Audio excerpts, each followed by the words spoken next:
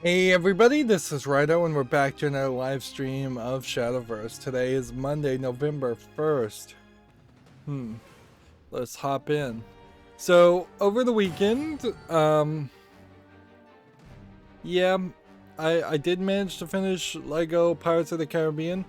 It did surprise me a little bit in that it didn't have one of the first generation like extra levels and instead had a extra level that was just a kind of recreation of what I assume is the Disneyland ride of Pirates of the Caribbean, but not really because it has all the characters from the movies, and I don't feel like they've added Jack Sparrow and characters like that into the Pirates of the Caribbean ride at Disney. If they did, they sneakily did it at a point which nobody complained or made mention of it. And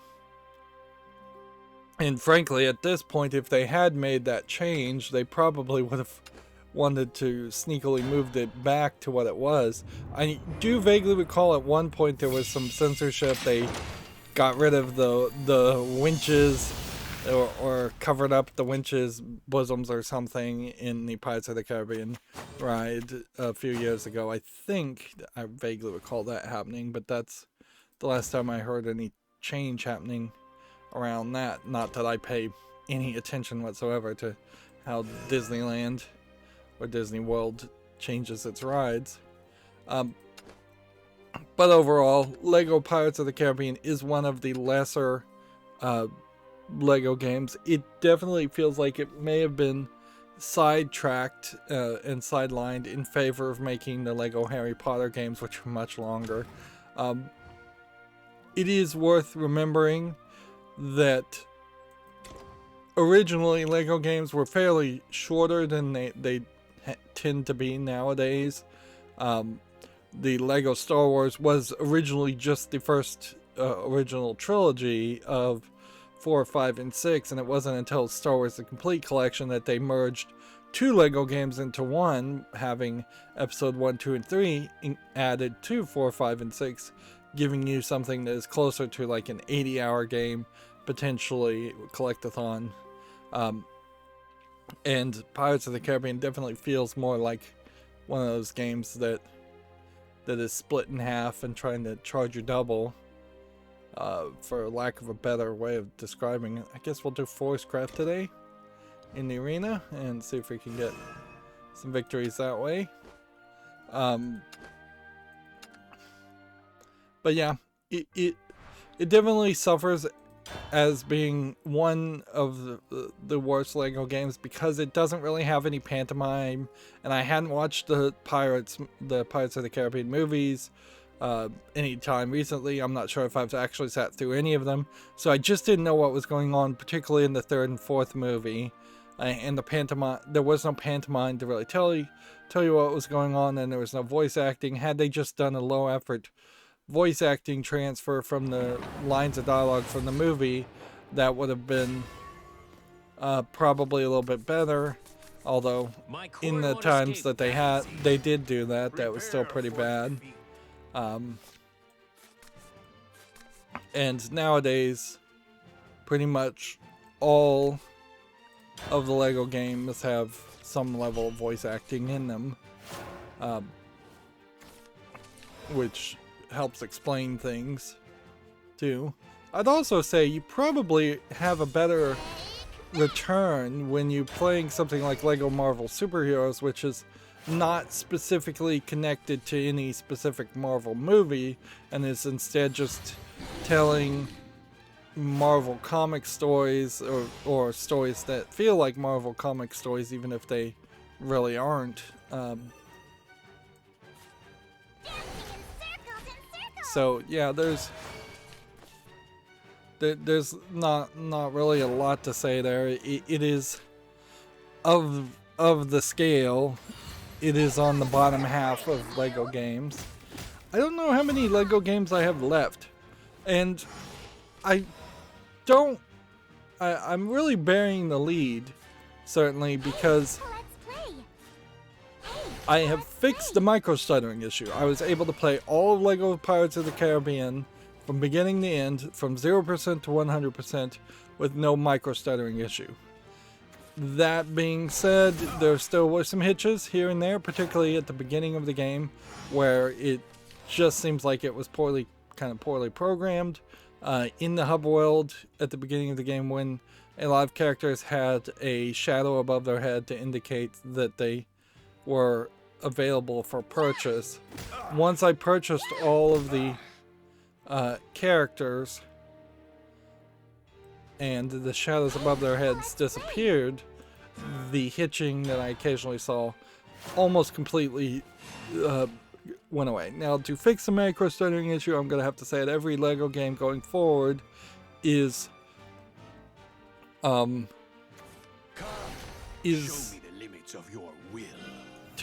need to go into compatibility mode and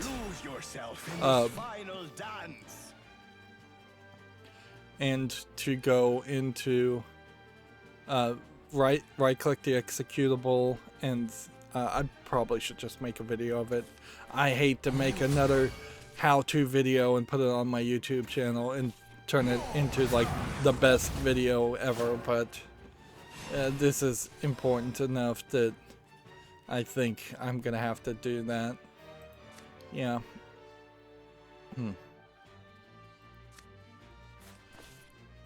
But yeah, if you right click the exe executable and then put it as Windows XP Service Pack 3 and you disable full screen optimizations, that for the most part will get rid of it.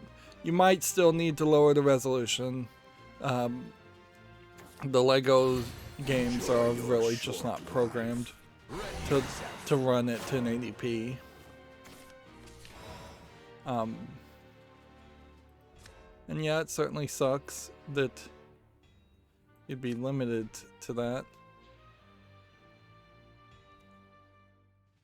Alright, well, just do this. And then do this. Then do this. Then do this.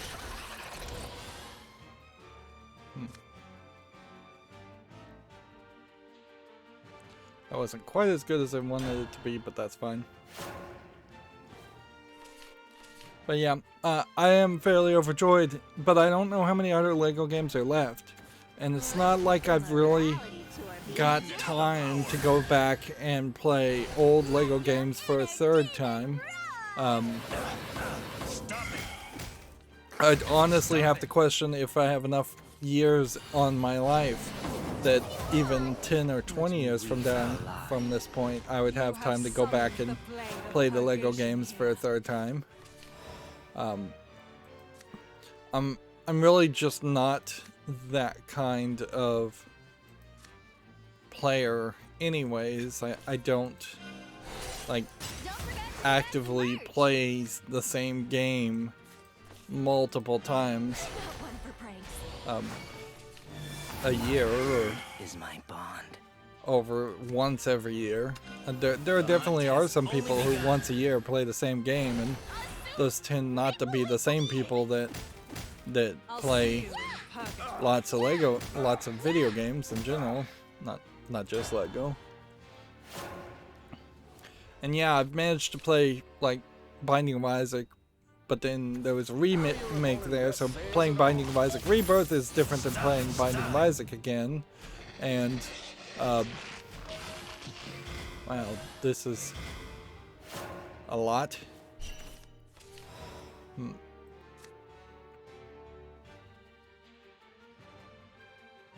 Yeah, the only thing that's gonna save me here is if I do something like this, this.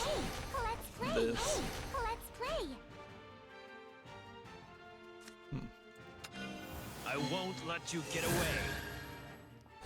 I shine, that mortals may know the mortals are adorable. Yeah. So yeah, I'm not really sure what I'm gonna even play next. Still am not really getting anywhere to scheduling. I still need to schedule. But honestly, once I finish scheduling Batman Arkham City and Binding of Isaac Rebirth, those are going to be month to 2 months to maybe even 3 month long series. So that'll help get me back closer to 6 months ahead. But ideally, over the course of years of running this YouTube channel, I would have liked to have maintained and grown a forward momentum as far as pre-recorded footage.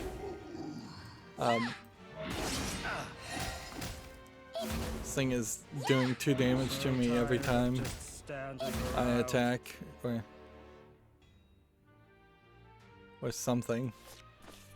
It's doing something. Let's play. Enough for me to lose.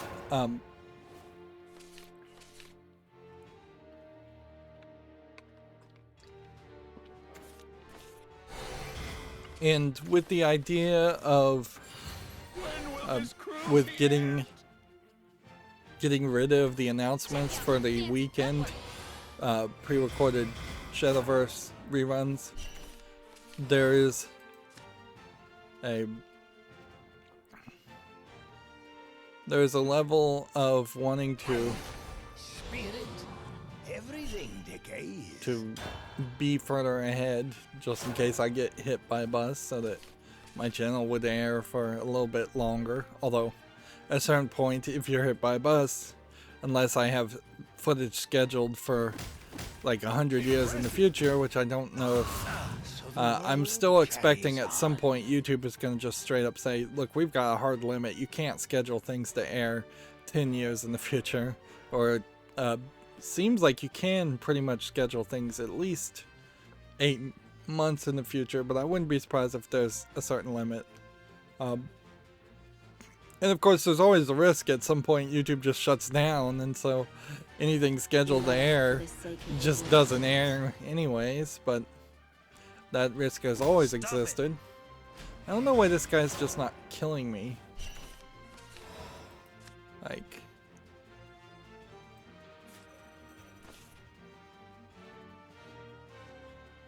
5 damage to an enemy follower.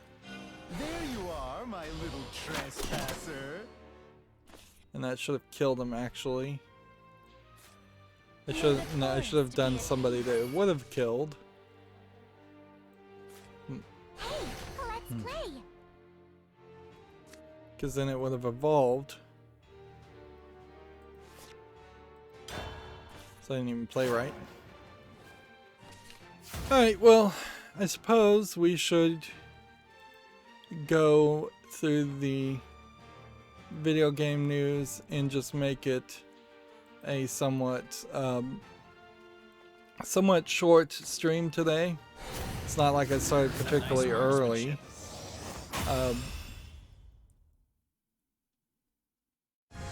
Yeah, I don't see anything that I could have done there that would have really won.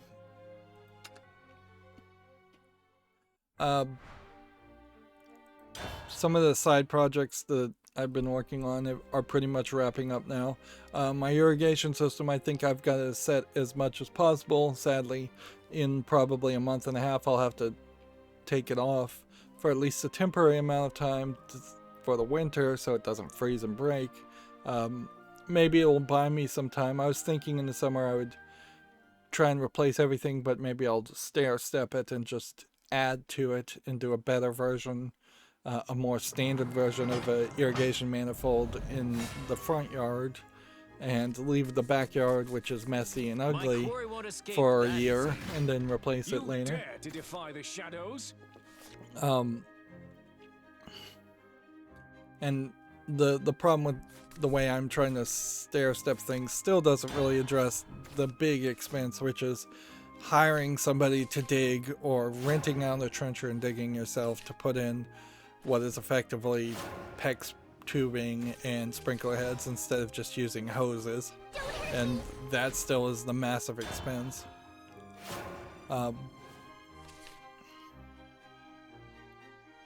But yeah, it may never really get to that point. It may always just be hoses on top of the ground. Regardless, I'm already seeing a massive improvement compared to using just a standard timer, in the sense that the timers that they sell at hardware stores, Home Depot, Lowe's, they don't have rain sensors. They don't have easy ways to be programmed. They're basically written in, and the instructions are written in probably Chinese, translated roughly to English.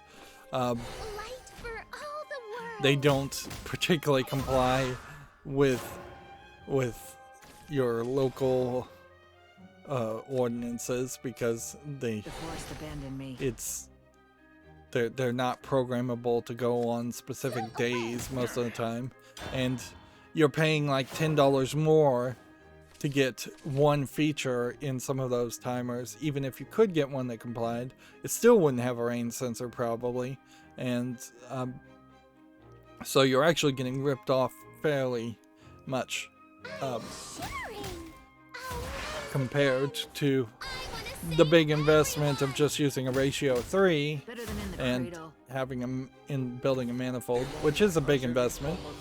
And that's generally how it has to go, is that poor people, or people who can't afford things, which is poor people, tend to get screwed in the long run in sneaky ways, whereas rich people can just throw money at the problem.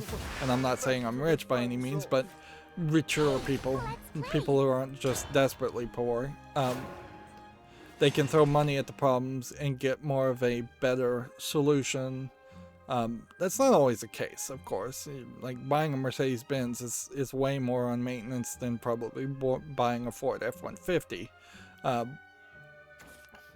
But particularly for the irrigation system, yeah, you're getting ripped off buying the timers that just screw onto a spigot and are difficult to program, compared to the ratio, which is doing real analysis, maybe not as deep of an analysis as you would particularly like, but it's still doing a real analysis of the type of soil if you fill in the information and tinker with it and set it up right.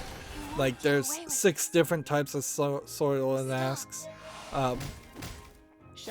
about. There's 4 different slopes as far as the region to figure out. There's adjustable settings so that you could have specific areas. You can manipulate the settings, at least if you want, to have specific zones water more than the others.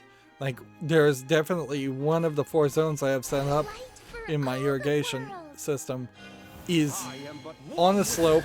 It has a lot more sun, and that's another setting. There's like 4 different settings as far as how much sun and shade an area gets. And one of the zones is just in total sun. It's sloped.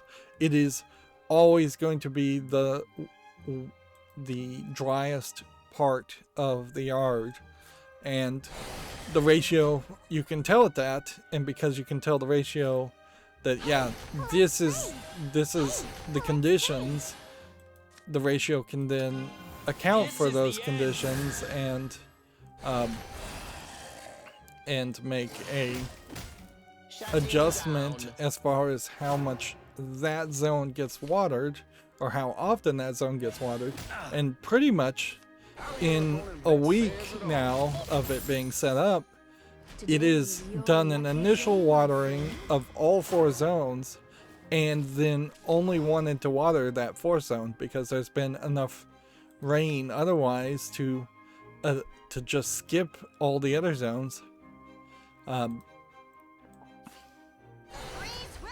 Now there's a danger here when trying to maintain and revitalize a yard, that this grass is going to get so good that it starts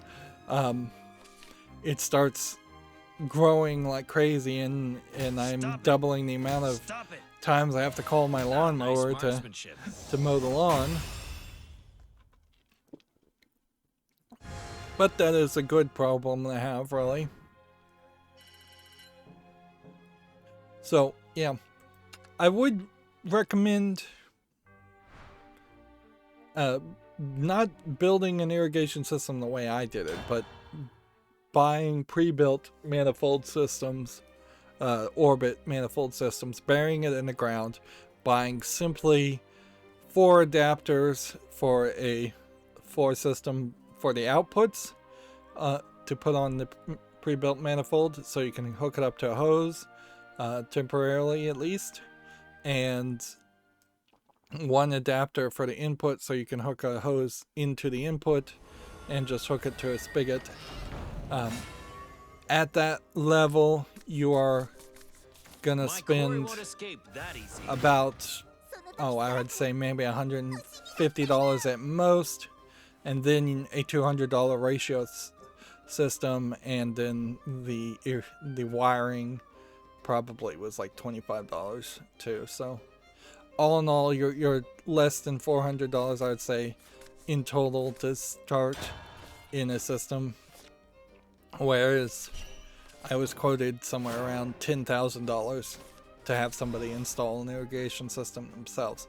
And in all fairness, like $10,000 of that, $9,000 of that probably is digging and trenching.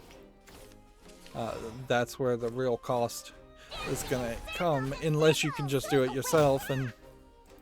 And yeah, if you can do it yourself, you're gonna save yourself massive amounts of money. My other project is the Tableau over-the-air DVR. I bought an amplifier. The amplifier didn't work. In fairness, I shouldn't have bought the amplifier. There was not a high chance that was going to work. In antenna technology, don't buy amplifiers, just buy a bigger antenna first and foremost. And so I ended up spending extra money to buy an amplifier, and then I spent more money to buy a bigger antenna compared to just a flat, cheap antenna that I got for like $10. Yeah, I went from like a $10 antenna to an $80 antenna. So with a tablet being like $200 to be the DVR, and then an $80 antenna, and then like a $50 amplifier, you're talking again somewhere around $400. There is some recouping in this cost, however, if and only if you're able to cut the cord.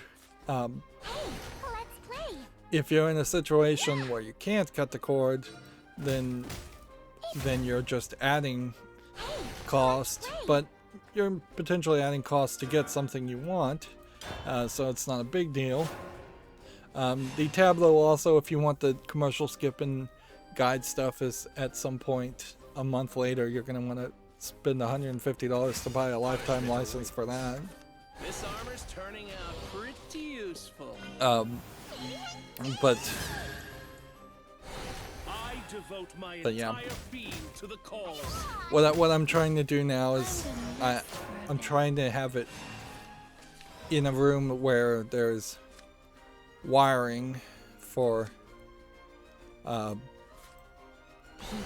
the brightest stars for a in the network, sky. because Wi-Fi does not really work with it, in my opinion. Like, it's too jittery, and there's too much buffering, I shine. and Mortals are adorable.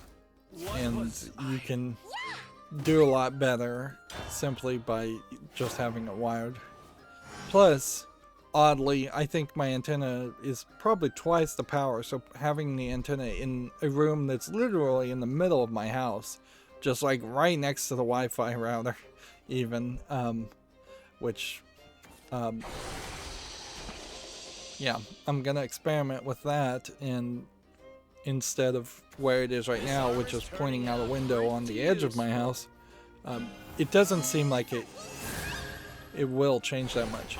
I suspect if I was to get somebody to install it on the roof, above the tree line, above the house lines, there would be considerable improvement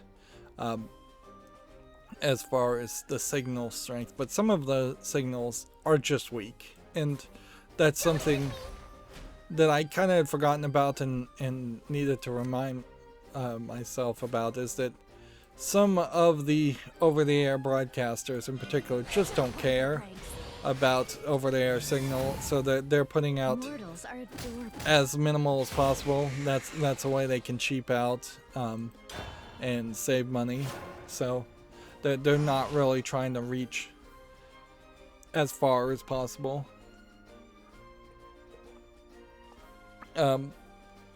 Depending on what part of the United States or the world you live in too, you might be in a city that is right next to another city that's right next to another city, where a really big antenna could get 2 or 3 cities across as far as signal, but you might also be in an area where there's hundreds of miles away from the next city or group of cities, and thus having the biggest and the best antenna won't help you anyways, because there's just not going to be any signals broadcasted. Unlike, say, ham radio, where the frequencies on ham radios bounce off the atmosphere, and if you get a big enough antenna and enough power, you can send signals all the way around the world. If you have the right conditions, are lucky, and are lucky. The UHF, VHF signals that are transmitted for TV are designed to be very much just line of sight things that are designed not to be that powerful, really.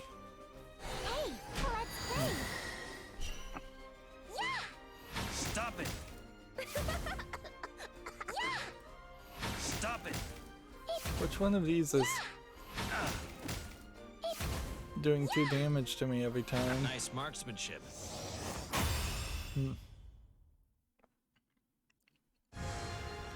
But yeah, I may very well need to take the amplifier off. I may be getting too high of a signal.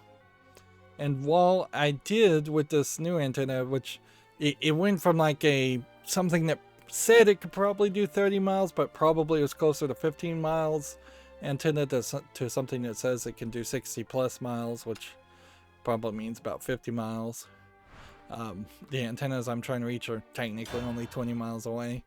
But even at that, I did get probably somewhere around 20 more channels that were just new, not good channels, and that certainly is a problem whether you're getting over-the-air TV or even cable TV, is that like my dish setup probably has somewhere around 250 channels. Yeah, 200 to 250 channels.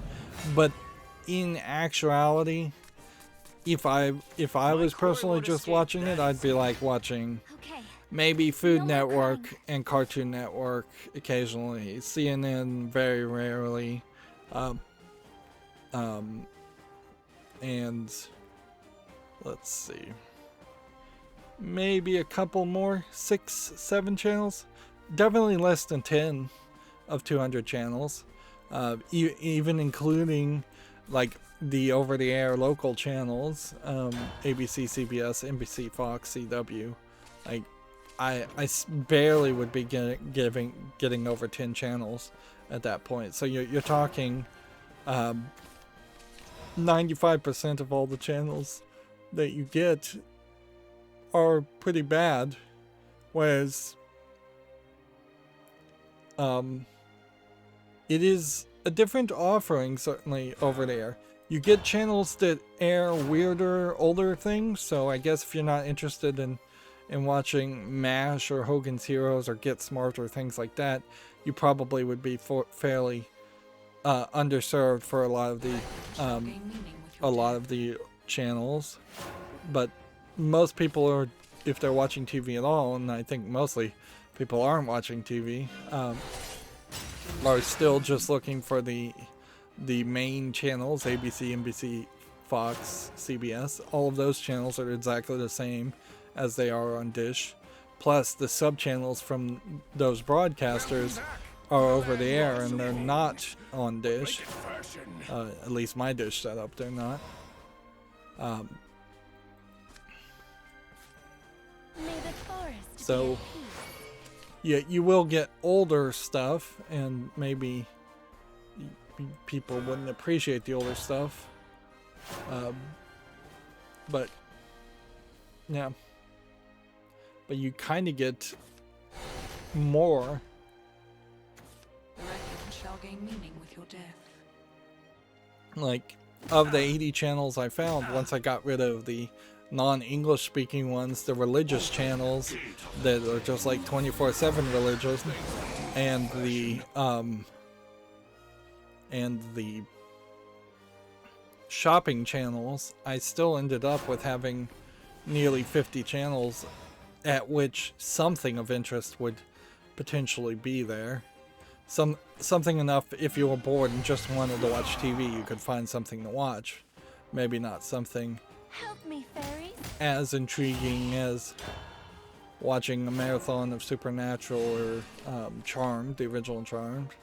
Like, but that's what a lot of the extended cable channels on Dish are, is that it's just like, hey, we're gonna marathon this one show for 12 hours.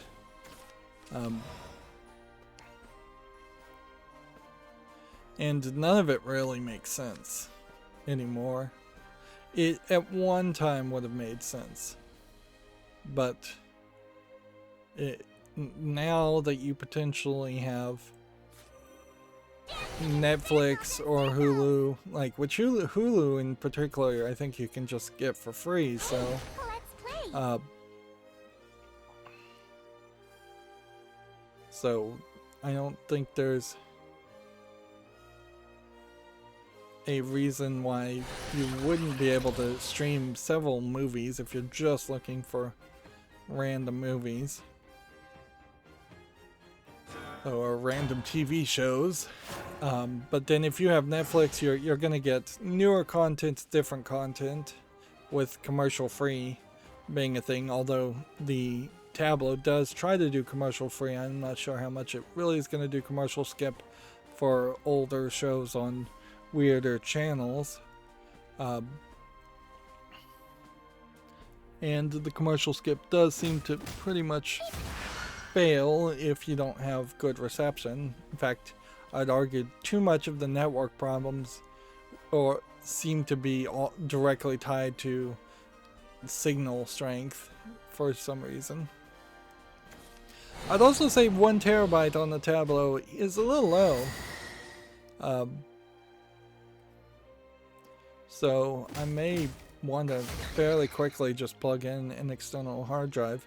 It really just depends on how much you can tie into it. Tighten the potential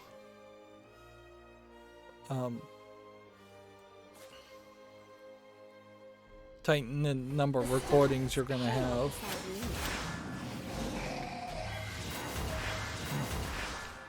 You beckoned.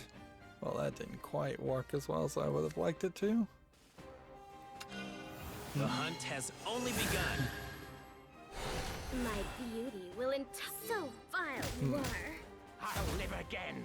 And I would say the Tableau does suffer compared to the Dish Hopper in that it's not as pretty.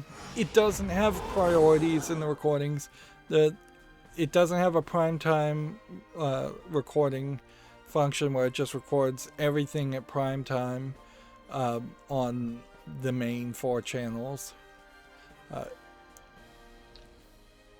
The latest Hopper has more tuners by far, and that overkill of tuners can be very useful. I'm not sure if Tableaus communicate with each other where they really should, enough that one Tableau would be able to say, hey, we've got this recording on this Tableau, so don't bother recording it over there. Exactly Or what I didn't want.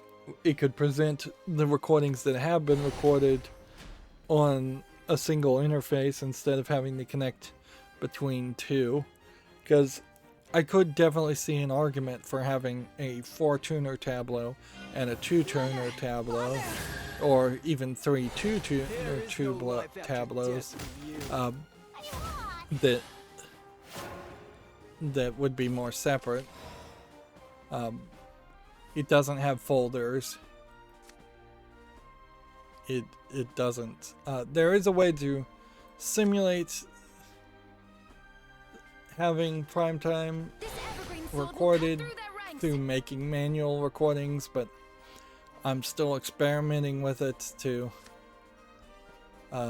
see if that truly would succeed. I won't let you get away. I will protect Like, the peace of the it seems like what you have to do is name things starting with like the letter A, so it's at the top alphabetically. I put it at the bottom thinking, oh, when it schedules new recordings, it probably starts at A and works its way down to Z, so if I want something to have the lowest priority, I should put it down at the bottom. Nope, it seems like it starts at the bottom and works its way up to A, which that's a little weird, but whatever. That's probably just a programming quirk.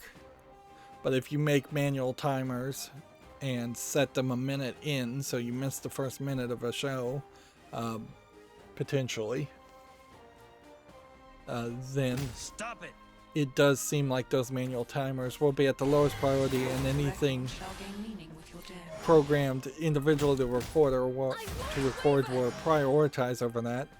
And that's almost like the primetime on Dish, except for the fact that the primetime on Dish always gets everything on primetime, and this is just finding room when it can to record things that air during primetime, and I put them in 30-minute segments. So, and ideally, the other way you would fix that is you would just, every new season, program the actual shows that are airing in prime time to record if you just wanted to record everything. But that's easier said than done, and it's far too easy for something to change, a show to be canceled and then a new show to pop up. It is also a lot more logical. Instead of getting a Tableau and trying to work with that, I'm rambling here about the Tableau for no reason. It's just another project. The good news is I do think I am going to be fairly done with projects after the Tableau. I also don't think I'm going to buy anything for the Halloween sale. Like, I've spent a little bit too much lately on other things, and I think I'll just save the $80 I would have spent on the Halloween sale and spend it on the November sale instead, which seems like there probably will be more rewards there as far as Steam sales go. But yeah, before you get a Tableau or an over-the-air DVR, the real question is, do you need to watch TV at all? It is not super crazy to potentially have and find a, if you're just watching over-the-air news, you can get like ABC, CBS, Fox News. Most of those are apps on the Roku anyways, and if you're just watching things on Netflix from beginning to end without commercials, you're going to have a way better experience. You have to potentially take a break at some point because you can't watch the brand new things that are airing on TV, but that also saves you from watching a lot of the garbage that just gets canceled. Speaking of what I would almost call it a soft cancelization, SEAL Team 6 is a show that I happened to see a commercial about. Or is it just called SEAL Team? I don't even know. It is effectively being soft canceled, for lack of a better way to describe it, because it is airing one more episode, or it said they were airing one more episode, and I think it's already aired on regular TV. And then they're moving it to Peacock Plus streaming. And that's not the first time something like that has happened. We saw the Orville also went to Hulu Although, in all fairness, the Orville would have just been cancelled. Although, maybe the same is true for SEAL Team. So now you're having these transitions where even the over-the-air channels are potentially establishing that we're only going to show parts of these shows on the air, and then we're going to force you to watch our stream, to pay for our streaming service to see the rest of it. And yeah, over-the-air TV and TV in general has just gotten awful with all kinds of ridiculousness like that. So why even bother to try and watch a new show when there's like a very high chance that it is going to end up getting forced to something like Peacock Plus or any of the other individualized over the subscription services that they're trying to push. Yeah, at what point do these channels straight up decide it's no longer worth it to be an over-the-air channel in general, and they just abandon the local stations to local affiliates completely? Because they really would love to do that. The main Fox, NBC, CBS, the only reason they don't do things like that is because they're hoping that they can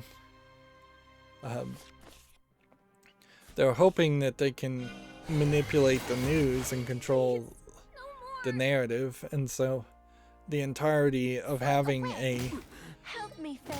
a channel like ABC, CBS, Fox is literally so they can just control the hearts and minds of people. But that was also the same idea as far as owning newspapers, and now newspapers practically don't exist because people stopped listening to newspapers, and that stopped being the only source for any kind of news, where you could potentially do yellow journalism and manipulate things. Let's see, 1, 2, 3, 4, 5.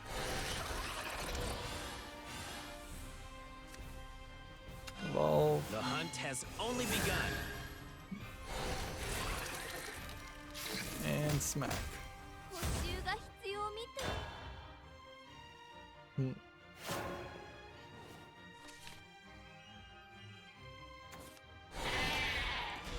Yeah, and I don't think there really is anything that in our mind that the government could even do to force people to be over-the-air broadcasters at a certain point, if all of them just decide not to and they convinced everybody just to stream beyond streaming services.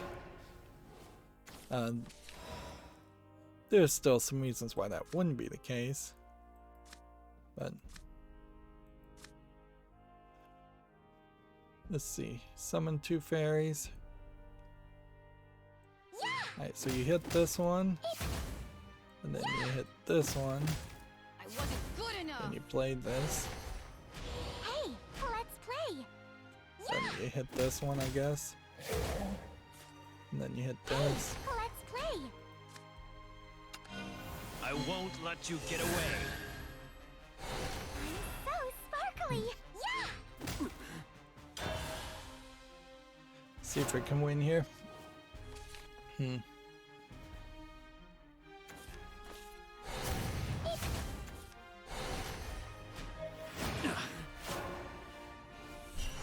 Does he really have something he can do here, or? Let's see, 3 fairies or 2 fairies. If I play this, I could only play 2 fairies. If I did this, I could play 2 fairies. So probably it's just better to do this. That and then that.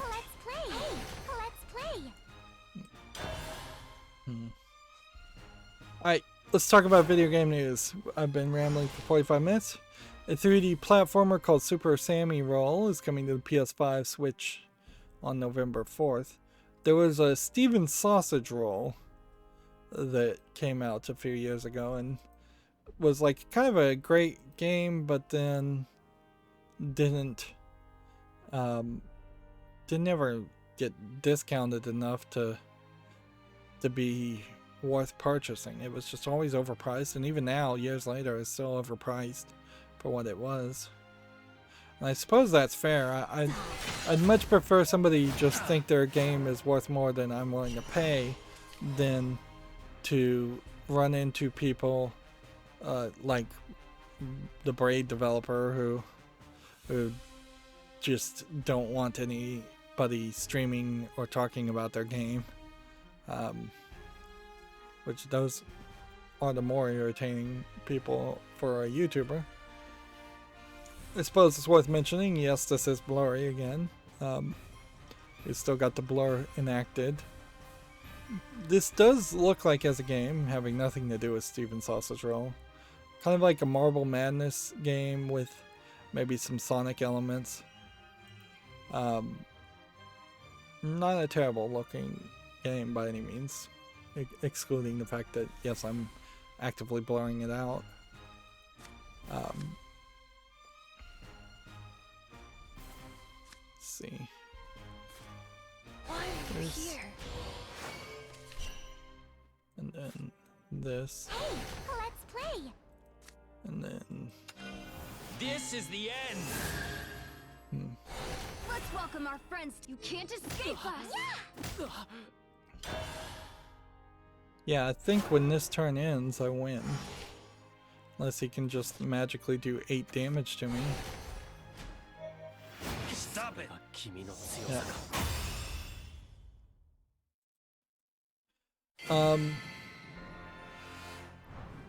Looks like I won.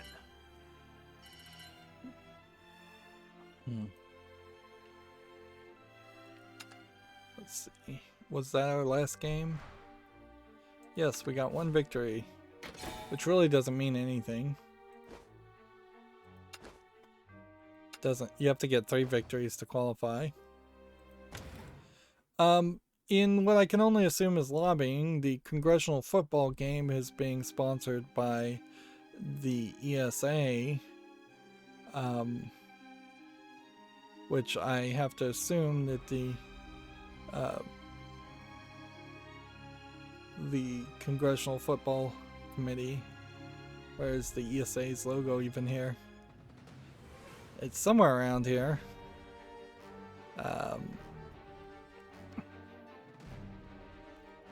Well, it actually isn't in that picture, is it? Well, the ESA retweeted this. I can only assume this is just lobbying.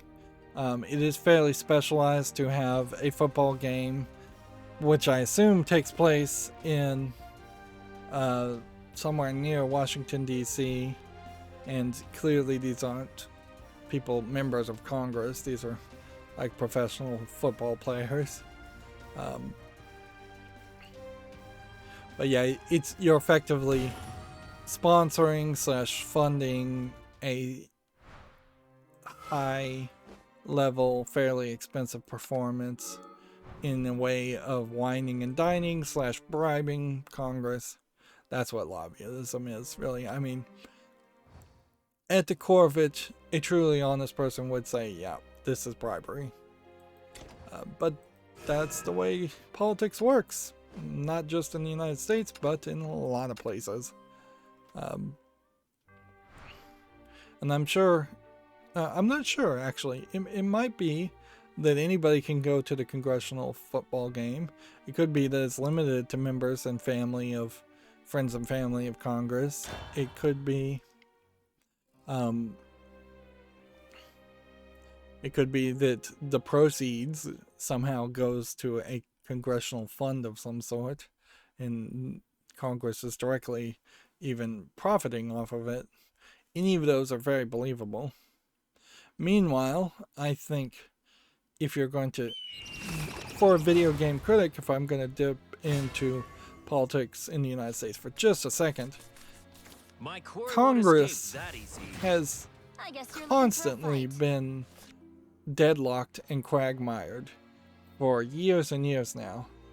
They are not the people that deserve a fun night out as a football game. If anything, Congress members and Congress in general should be locked into their respective buildings and not allowed out until they handle everything on the docket and start passing some laws and stop just punting every budget to the next session of Congress and punting every decision to executive orders of the presidency, or allowing effectively a lot of law to be legislated and created from the judicial branch and the court system. The court system, particularly the Supreme Court, is supposed to interpret the intent of laws. They're not supposed to creatively create new laws or create new enforcement or magically create enforcement from laws that don't exist. But I'll get away from politics because there's no good in talking politics almost ever. Video Games Chronicle says Halo Infinite could get an early access bundle and at least 4 DLC packs. Yeah, that's believable, certainly. Halo Infinite is going to be a big deal, or they're going to try to make it a big deal. Is there a certain level where it gets sleazy? Sure. Would Microsoft have any point where they would come off as being kind of hypocritical if they released Halo Infinite with early access bundles and 4 DLC? Not really. It's believable, certainly, that once a year you could release a new DLC on Halo Infinite, and that could buy you at least 4 years to develop the next Halo game, because this almost certainly is not the last Halo game in the series. Or it could be 4 DLCs that come out over the course of 1 year, and most Halo fans still probably wouldn't complain. And the whole early access stuff will heavily rely on just the level of quality of the game during that early access.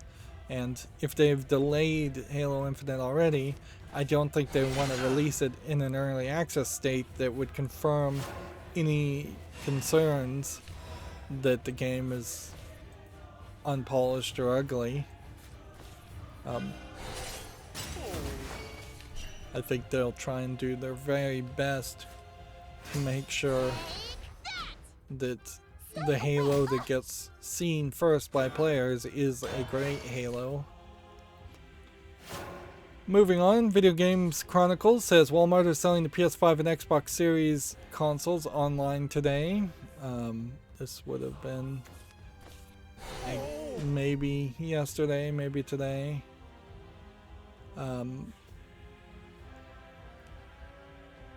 Yeah.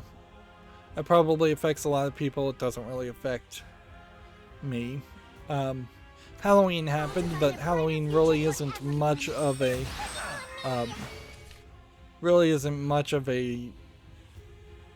event in video games. It's being just one day. It's not really worth it to try and sell costumes in most games. It's not really worth it to highlight it that much.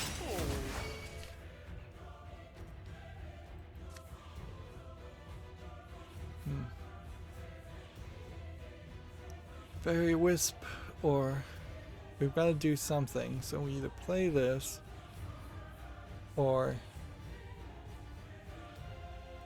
yeah, let's just play this, I guess. How did I miss that? Should have also played a fairy.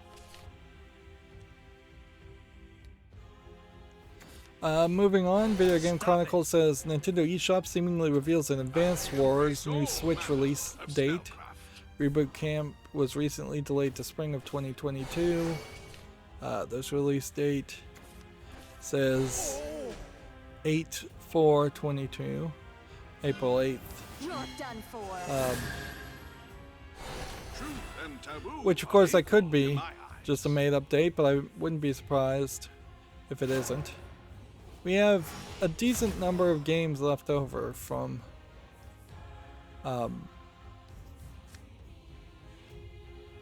let's see. Decent number of games left over from the... I could have played a couple more of these. Play. Hey, let's play. Yeah. Since we didn't cover all the games on Friday, as we typically don't, we have a lot of games. The thing, of course, is not a lot of them are good. So you look at something like Cyber running at 2048, and you know this is trying to create name confusion around Cyberpunk. It's $2.39 English only. We can easily dismiss that. Here we have one called Corpse Mansion, which looks like nothing. It's oddly zoomed out, I would say, though. Why is this so zoomed out? It won't be long now.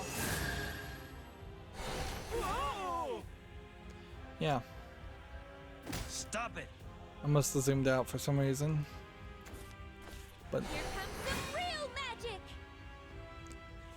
yeah, this Corpse Mansion is early access, $9.59 English only.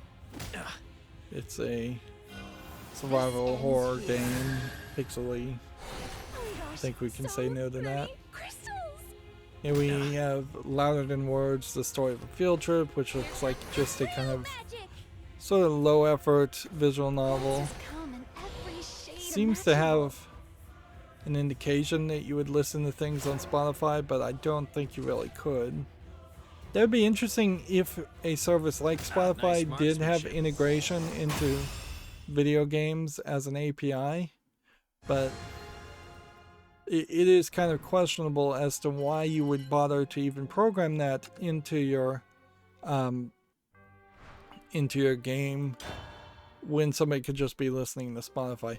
The thing I suppose you would want to do if you're going to introduce an API for a service like that is you would need to be able to have probably a beats per minute count that you could get, or a classification system that you could get for instance, like action game, fighting game, like it would be very easy for music people to start tagging their songs as, oh, this is a good song for an action game, a fighting game, a puzzle game, a dress up game, a little girl's game, a horse riding game. Like you could just click all the checkboxes like we see on Steam all the time, as people just click all the checkboxes claiming they support every language, or there'd be a lot of room for abuse there. But if a game programmer could say, hey, we're going to trigger this, or we'd like to trigger this when you get in a car and it turns on the radio, so you're listening to Spotify when you're riding in a car in something like GTA, that would be a great idea.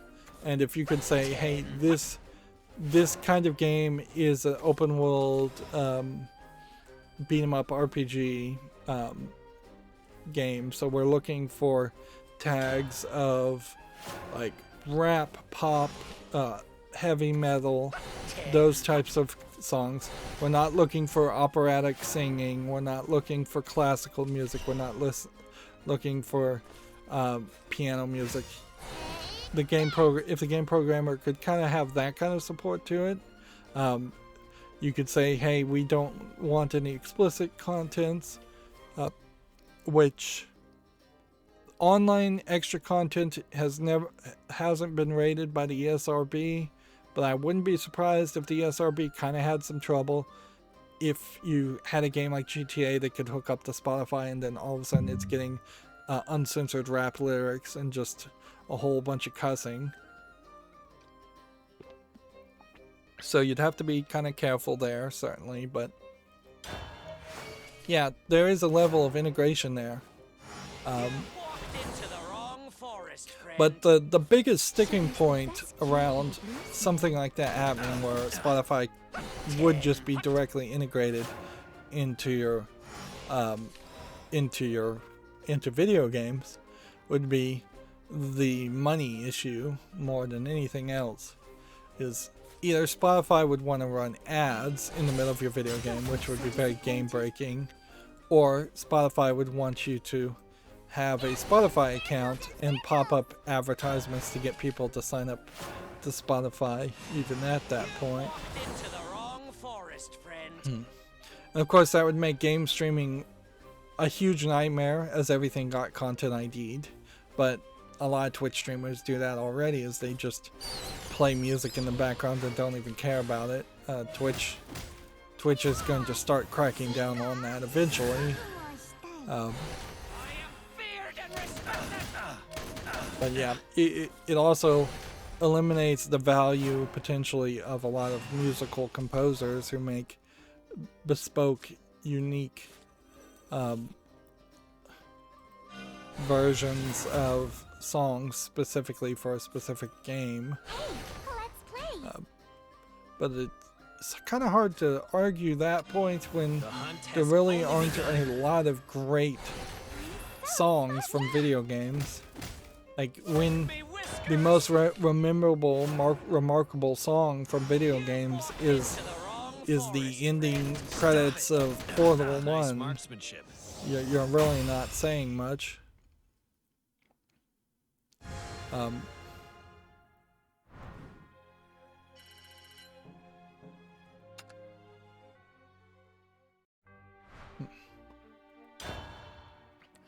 Moving on to games, here we have a game called Soko Ramp, which looks like it's a Sokoban box pushing game. I can barely even tell, because it doesn't look like there's really a character there.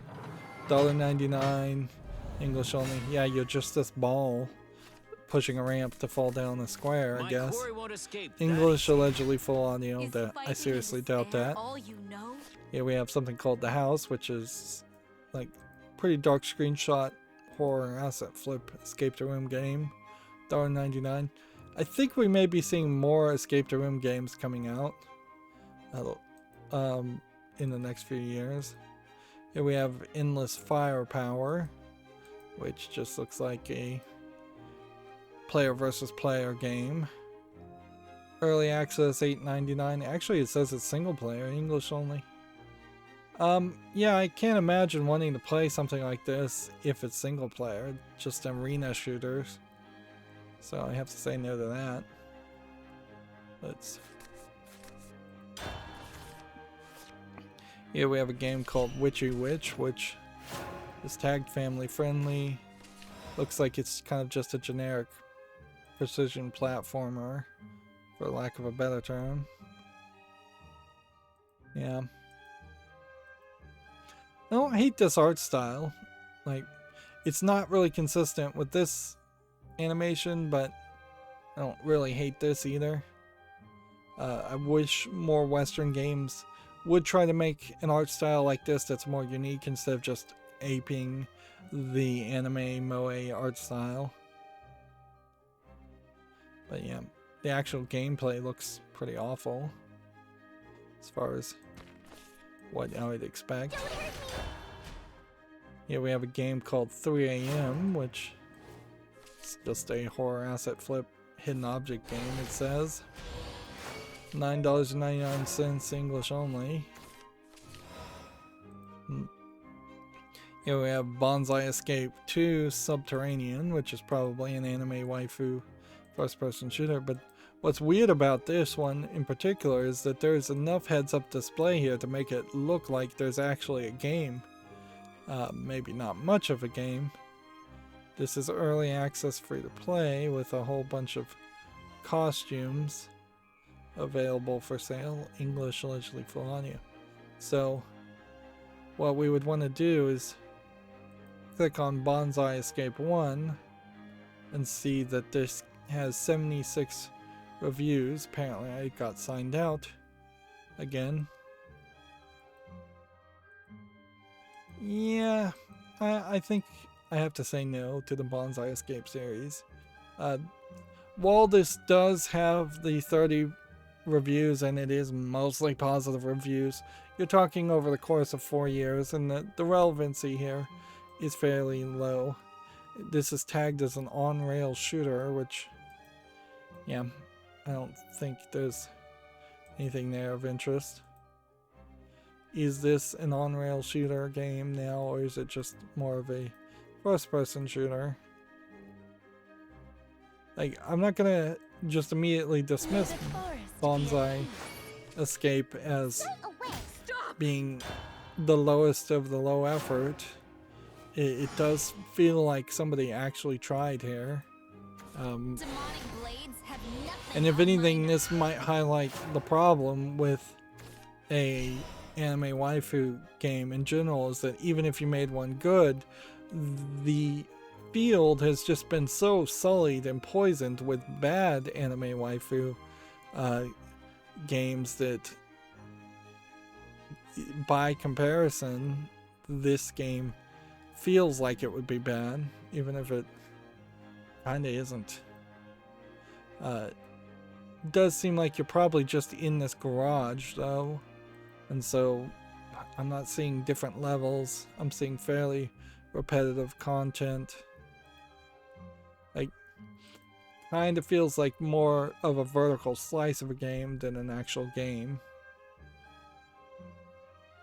And that they basically are taking the exact display system that Borderlands has, which Borderlands display system of the glowing items is not bad by any means, so there's, I suppose, a good reason to copy that.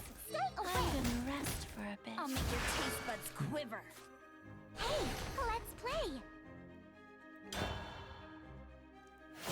Yep. There is a different area, I suppose, in the second video, but it's not much different. Yeah. I think what you would have to do is you would have to establish some anime style characters first in some other format, and then make a first person shooter around it. So if you were, for instance, to make a Ghost in the Shell game, which they did make a Ghost in the Shell game and it didn't really succeed, then you would have established in my mind that, oh, that this is going to be a spin-off that is possibly good. That being said, like Sword Art Online, Fatal Bullet, anime established characters in their first person shooter still didn't really work. You were done for. Honestly, you probably have to go something as high as the Raving Rabbids teaming up with Mario in their XCOM style fighting game. Let's see. Hey, let's play. I guess that's as much as I can do.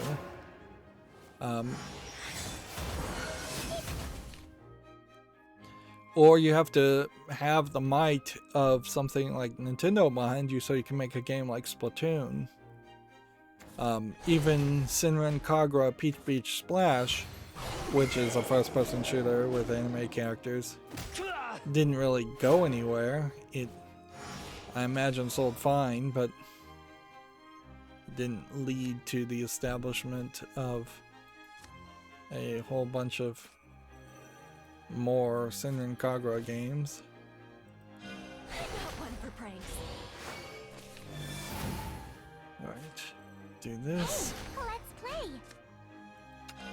The hunt has only begun. Mickey! Run away! Yeah! Information! Yeah! Probably gonna lose here. Moving on, we have a game on Steam called VR Puppet Game, where the idea of like marionetting a puppet in VR might make sense. The visual angle there is pretty weird, and the polish here is extremely low, just looking at the thumbnail. Early access, free to play, English only. I don't know why to make a free to play VR game. Here we have cartooning simulator, which looks like nothing. 74 cents, English only. Here we have a game called Ruin, which looks like it's an asset flip game. It says it's a management game. Early access, $3.99, allegedly full audio in English. Here we have Scheming Through the Zombie Apocalypse, which I vaguely recall the first one of these being on my follow list. Did it ever get reviewed? Scheming Through the Zombie Apocalypse in 2018, the beginning.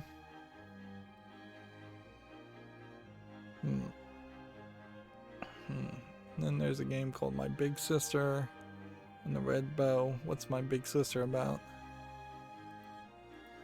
And nothing.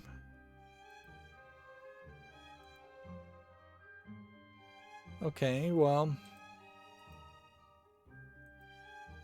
seems like a couple of years have passed and they've decided to announce that they're making a sequel in the original game. Didn't really promise a sequel, so it's probably for the better to do things that way. Hey, let's play. Let's do that. May the forest be at peace. Yeah, nothing I do here is gonna win.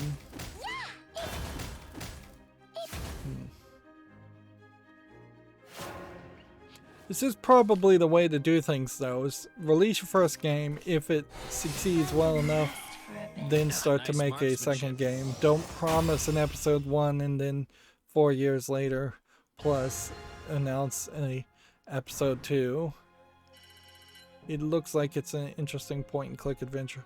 Of course, I'm in a weird position now where I kind of needed every single game that we talk about today to be a stinker, which is easier said than you might think, easier done than you might think, because I got signed out. Now I'm just gonna have to leave a bunch of Steam tabs open, although maybe not that many. When you look at a game like basketball here, which low effort name, low effort visuals, $3.39 English only. Here we have Mirror Layers, which looks a little dark screenshot syndrome as far as a horror asset flip game. Looks like it might be one of these player versus player games. No, it's single player only. English, full audio. I suspect they'll probably use a few lines of spoken dialogue in this game. But yeah, I kind of like this weird thumbnail image, but that's it. Everything else here looks very rough and very ugly, and the idea of pixely horror games I don't think are going to really work for me. It was either like Games Done Quick or the other one that had a race I started to watch and then got bored and left, where it was someone playing the original or the remake of the original Resident Evil and then playing the remaster of the Resident Evil 1, because they did that updated version of Resident Evil 1 and then they did the full-on remake after that point on so it was a interesting idea to compare two games that are fairly different, even though they are covering the same story. And that certainly got me thinking, I don't think I have the remake of Resident Evil 1. I possibly own the original or the remaster of Resident Evil 1. But yeah, it definitely would have been... It will be sort of difficult to... Help me, fairy. to play the remaster of Resident Evil 1 instead of at all. Like I should, since I've never played Resident Evil 1, I should just experience it once, but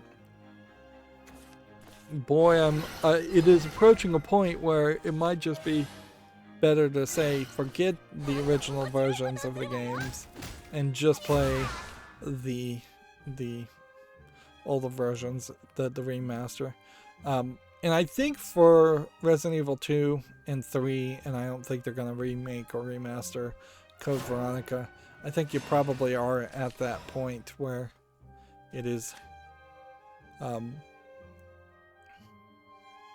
where it is better worth your time.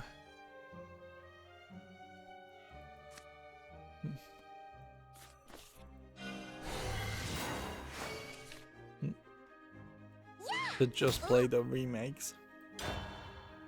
I hope I'm making sense, but I don't think I really am. Here we have a game called Odin Virus Zombie Invasion, which, yeah, it doesn't look like much as far as the game. $1.59 says it's an MMO. English, Spain, Spanish, and Portuguese, Brazil. That's quite a lot of languages. Here we have Desert Tank, the Saga of Hansel and Gretel Prologue, which I guess is a demo. That being said, I don't see anything here that would really make me want to play a game like this, even if it was a full game. The prologue is free, it's English and Chinese. We may even have a lack of Chinese games today. Bluebird Land Episode 1 looks like a very weird kind of horror-inspired... They're saying a puzzle game? Yeah, feels like it's either a Korean or a Chinese kind of puzzly visual novel. Like, I like the attempt at doing something different. This is different visuals, but the actual animation style seems to be kind of all over the place. Not terrible, but not particularly consistent.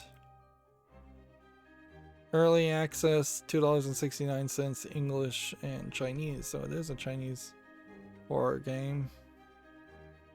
Interesting. Let's see. Or Not one for pranks.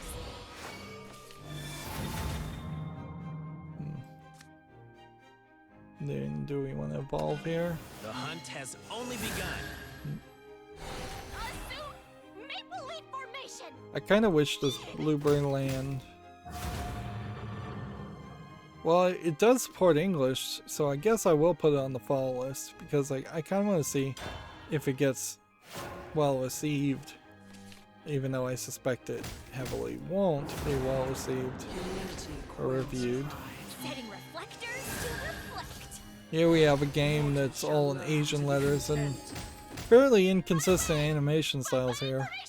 Again, this might be some kind of Korean like board game. Stop it. Or it might just be a Chinese game that's very polished. Might be Japanese. Seems to be trying to promote a like collection of girl band, boy band. Seems like there's one boy and then it's 3 girls. $9.59 Chinese only. A pop band. I don't know if these are really people that are actually in a band together or if there's just a bunch of actors.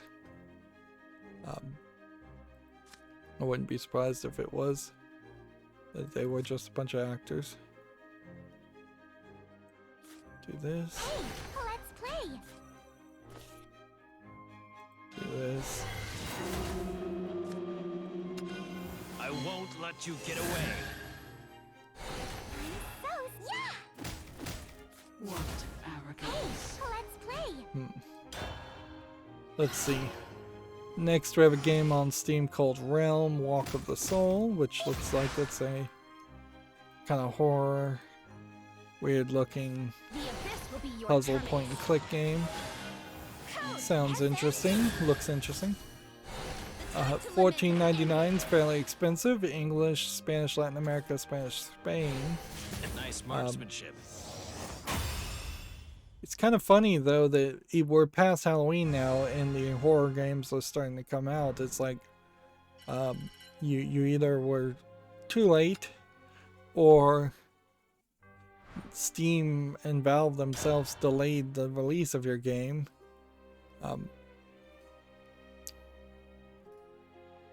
Yeah, I would say I think most people in the United States in particular care very little about Halloween and care nothing about Halloween for the most part the day after Halloween. Whereas Christmas and Christmas decorations definitely going to be left up My quarry won't escape that easy. till New Year, and there are people out there that have Christmas decorations out all year. More people that do that than people who have Halloween decorations out all year. This game, Little Wolf, sadly doesn't look like it has any gameplay in it, which is a shame because I wouldn't hate the idea of playing as a dog or wolf, but there has to be an actual story and challenge and goal. $4.98 English, allegedly full audio. That's highly unlikely. It's unbelievable, certainly, that the wolf would have like voiced lines of dialogue. Here we have a game called Industriality, which looks like it's just a pixely platformer shooter. Nothing of interest there. $1.79. Here we have a game called Sudden Darkness, which looks like a top-down dungeon crawler with dark screenshot syndrome. 59 cents English only. Here we have Spooky Typing, The Ghost Plague, which, yeah, if this is a typing game, this is way too crazy of a typing game. Like, way too much going on the screen to really expect somebody to be able to focus in on the things they're supposed to type. Yeah. 84 cents English and Portuguese, Brazil, it says. Like, the idea of an on-rail shooter where you're typing the fire could potentially work, but you probably would have to make it so visually boring so people could focus on the typing that it wouldn't be really worth it. And arguably, I would say at this point, teaching people typing is well and good, but it's not really what people need to know. When I was in school, you had to had taken a keyboarding typing class before you could take any programming classes. I think that's kind of backwards at this point. I think you should take the programming classes for the very little reason, at least, of improving your typewriting. And what you type in programming often is not like regular dictation, full sentence lines of dialogue. The concept of typing is growingly becoming irrelevant in the sense that you can install apps to just talk to your phone and then edit whatever it poorly dictates into text. So, I mean, we've had software like that, like Dragon Naturally Speaking, for a long time, where you can just talk to the computer to give you a rough draft of what is being said. YouTube takes what I say and tries to make subtitles out of it and does a fairly decent job. So it's more spell checking and correcting that you need to do in typing instead of just typing 180 words per minute while sitting in silence or listening to music. I don't think that's a scenario that happens very often. It might happen at jobs, a few jobs, but even at that, those are pretty bad jobs that you shouldn't be educating kids to work in the future.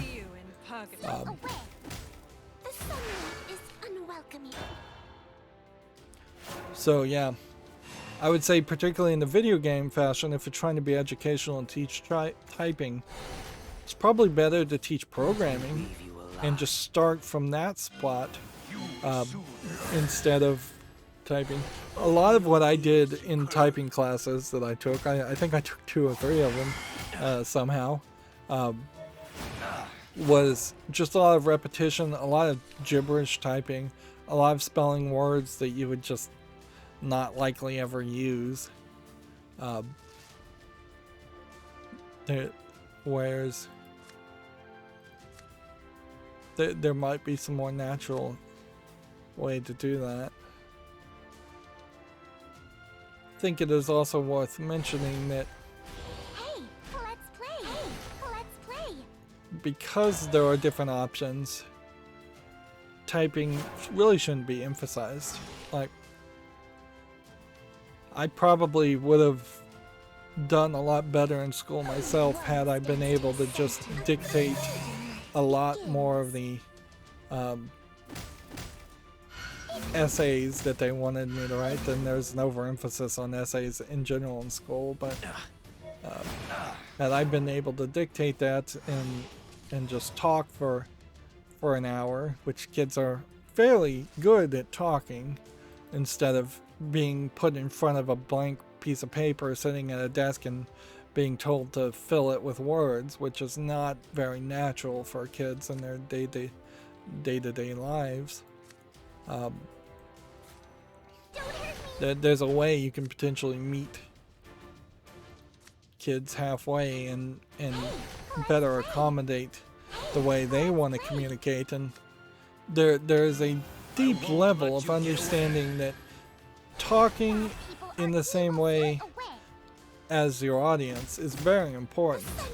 So, like trying to force a kid to speak Old English and go, "Ye old choppy is down the yonder," is not an effective way of communication. So yeah.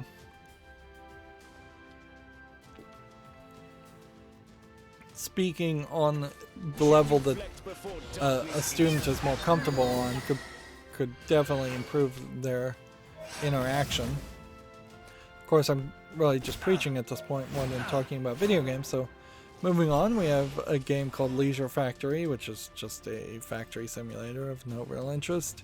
$1.59 English and Chinese. Here we have a game called Dead Tunnel that looks like it's kind of a Metroidvania, although they're saying it's a 2D fighter arcade shooter, so maybe it's just more of an infinite runner. 2D shooter roguelike game. Oddly, I don't want to dismiss this immediately. $1.79, English only. I bet this is fairly short of a game. I bet it is going to be fairly irrelevant as a game. There you are, my little trespasser. Okay. I cannot do anything to that guy. So all I can do is hope that I can win before this guy decides to kill me.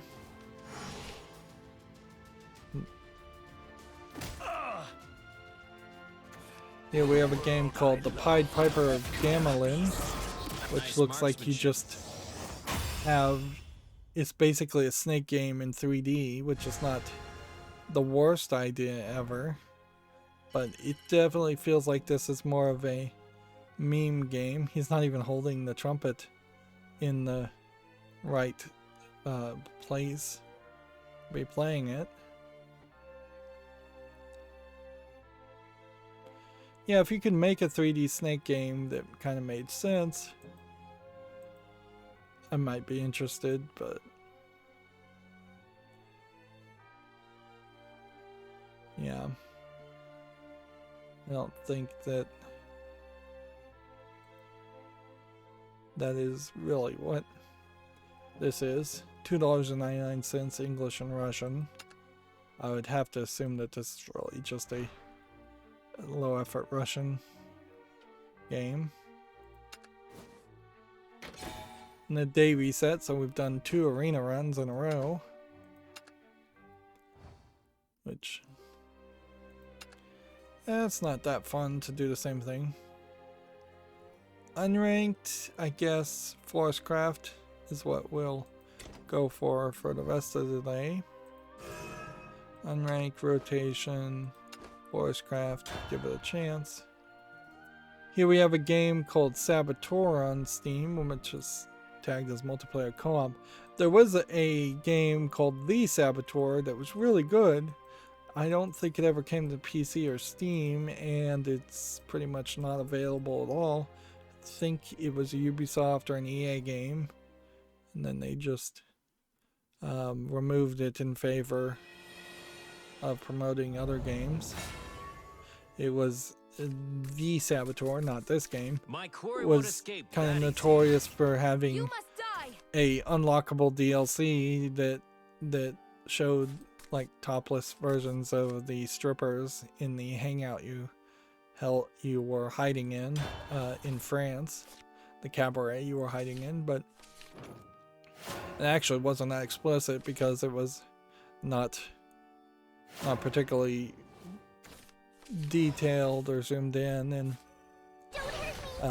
it was an odd online DRM thing too, because once they shut down the servers, even if you had bought that DLC, you couldn't get the content, and I think that in particular also hurt its existence.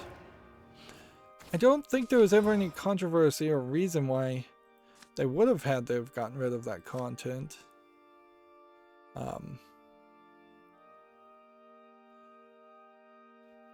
Like, it kind of would have made sense if the content had like an underage actor in it and they didn't realize that. But I don't think that was the case. I think they just took it down in favor of, I think it was Ubisoft, and they were just promoting Assassin's Creed. The Saboteur was basically Assassin's Creed without the assassination stuff. Here we have One Half Red Riding Hood, which looks like a platformer. The animation is pretty bad in the game, and only slightly more interesting in like this cutscene. $2.69, whole bunch of languages. I guess they still really have not created a good dark Red Riding Hood story or video game. I mean, there's really not a lot to go on as far as Red Riding Hood. It's that one story. And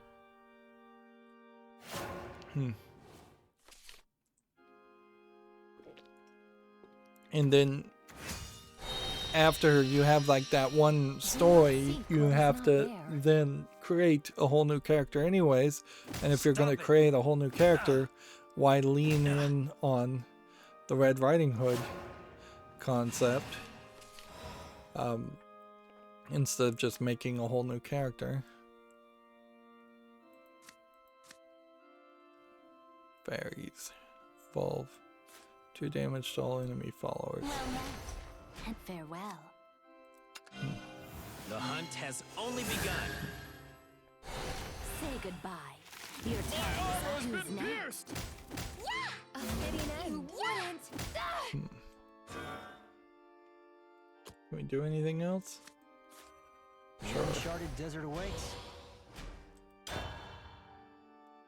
Next we have a game on Steam called Ghost Case, which is just a dark screenshot Chinese horror game. Obviously. 99 cents, English Japanese. It's a Japanese horror game, low effort. And then we have a more Western low effort game called Zombie Frenzy. 99 cents, English Chinese. Oh, well, not a Western game, I guess. Here we have something called Seventh Angel, which does look like it has a little bit more visual polish to it. There might be something to this. This is where actually seeing some gameplay footage might be useful.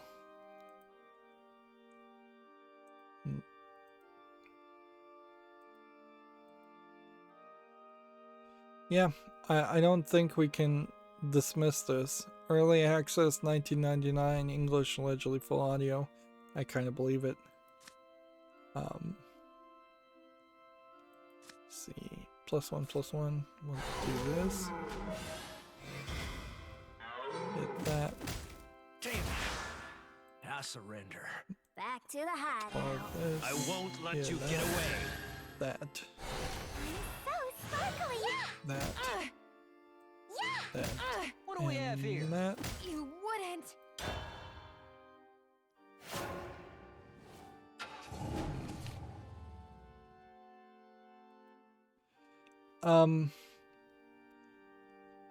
Xbox has Xbox Games Pass for PC apparently. They just wanted to remind people that that existed as a Twitter account. Might in my left. But also, yeah, here you have it. Gentle reminder that the Games Pass has PC games, which, okay. Fastest blades in the east. That I think in general people probably have mostly forgotten that or not paying any attention to it. It doesn't really mean anything for me, so much so that I'm not even going to bother to follow them on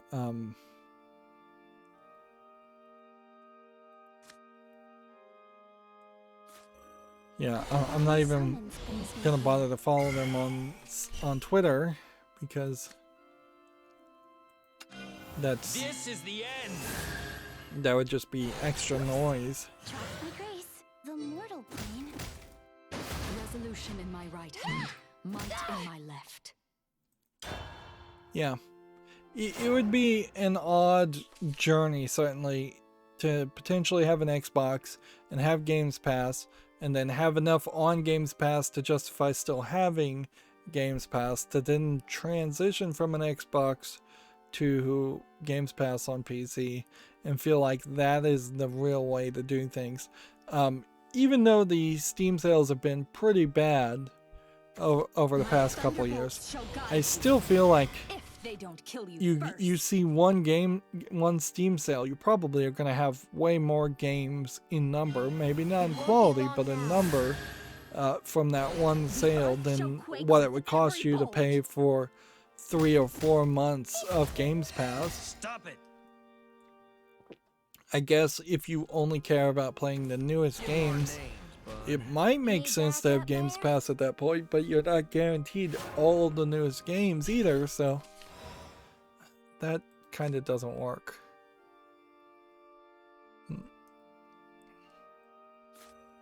I'll get it right this time.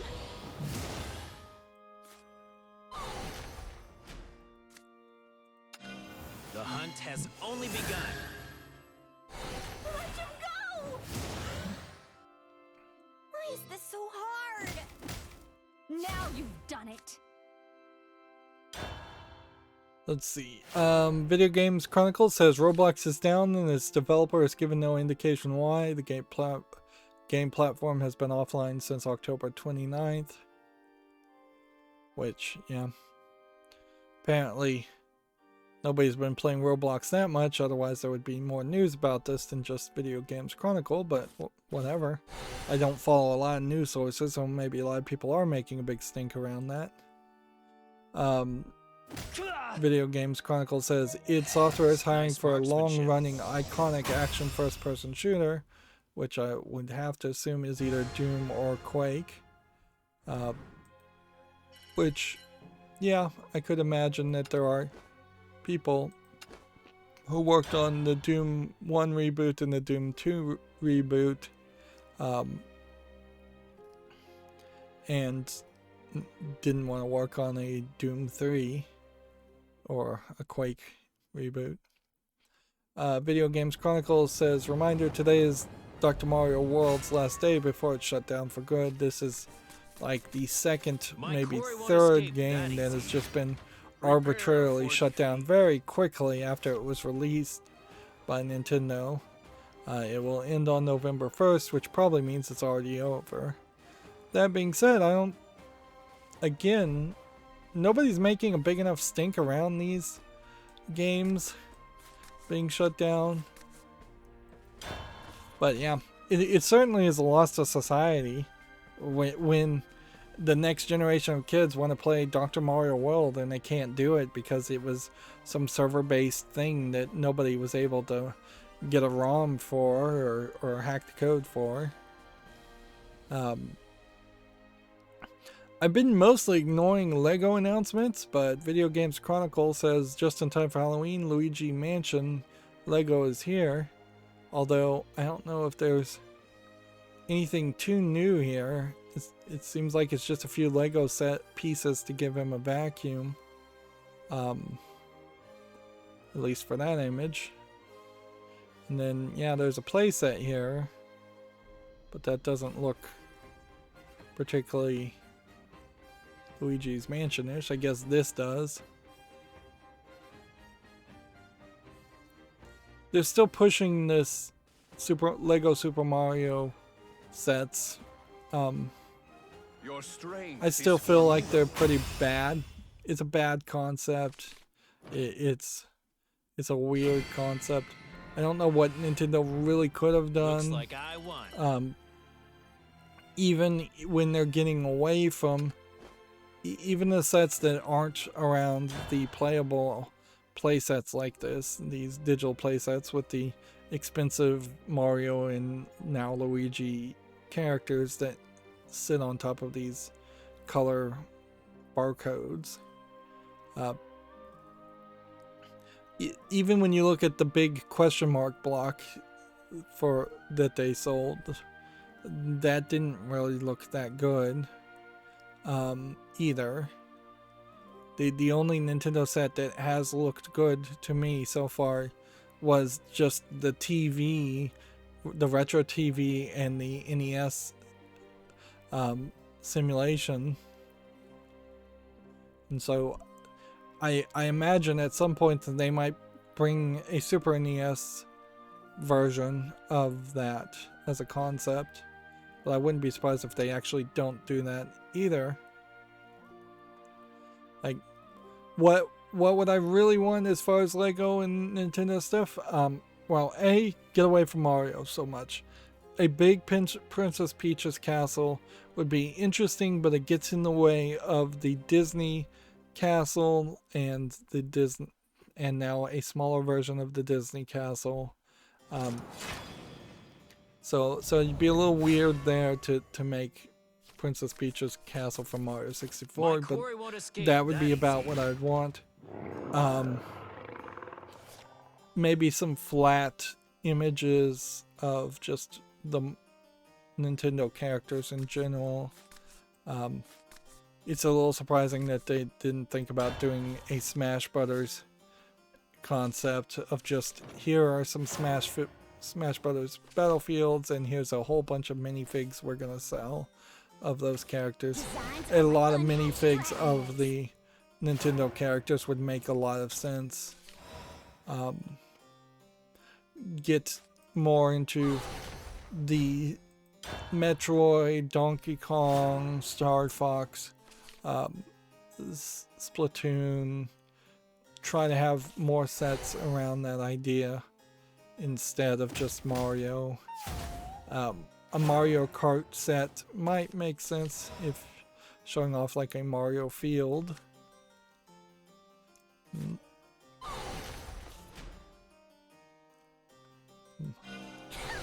Quibble your head, loser. But yeah. The blueprints. I'm not really expecting a lot. If you actually think about the Nintendo toys and tie-ins, there's been a ton over the decades, but none of them have been particularly great. Like Mario shampoo, Mario Zelda cereal. There's been quite a lot of what, for lack of a better term, you would just describe as garbage. But It looks like I'm up. none of it was particularly good. McDonald's toys around Let's play. Nintendo products. None of it's really playable because the video games themselves are way more interesting. I could see a Lego Game Boy, certainly. that would make sense. Just go through the consoles and highlight the consoles. Highlight the important characters. You might be able to sneak something like Mario Tennis or Mario Golf. That way you could potentially sell a tennis set, a Lego tennis court, which would otherwise just be too simplistic of a thing to sell otherwise.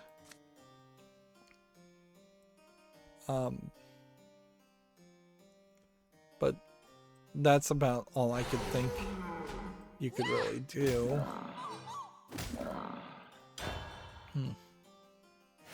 Moving on, Video Games Chronicle says Modern Warfare's 2 campaign will reportedly feature a morality system. I don't care about Modern Warfare 2, but if you do, I guess check out this article. Sega and Microsoft have announced a strategic alliance around the cloud tech. Microsoft's tech will help Sega's mission to build a super game in the next 5 years. This, of course, is the Xbox firm's Azure cloud platform. I wouldn't be surprised if Sega is leaning towards building a game that uses the cloud service just so that they can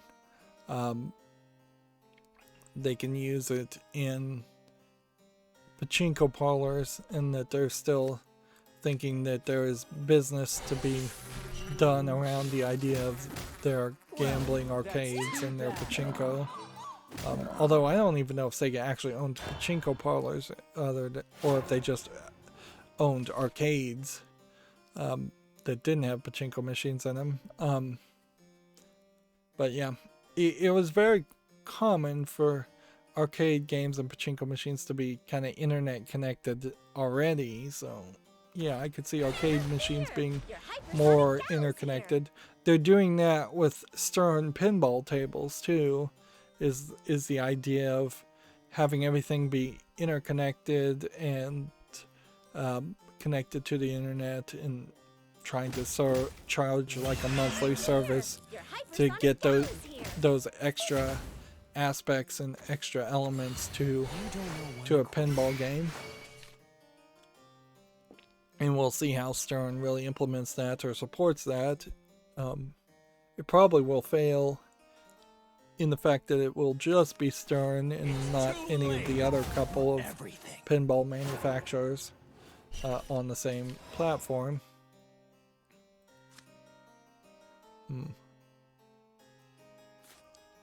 Woodland Fortress at 12 o'clock. Okay.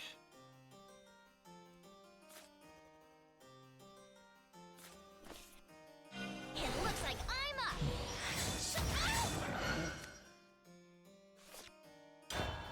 But yeah, this could be anything really. It's just an announcement of we're going to try and work together. That alliance can easily be broken or lead nowhere. I'm not 100% sure I believe the Azure services are ever going to really succeed as much as Microsoft wants them to succeed, even though they push it.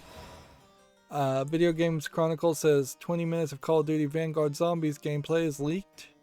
If you're interested in that, check it out. I'm not.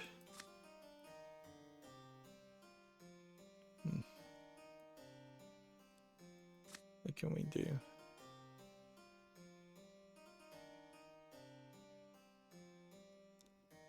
All allied fairies.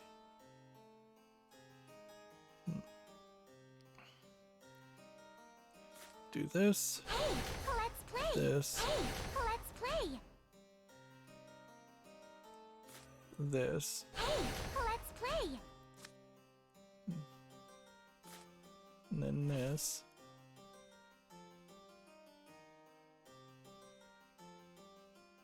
And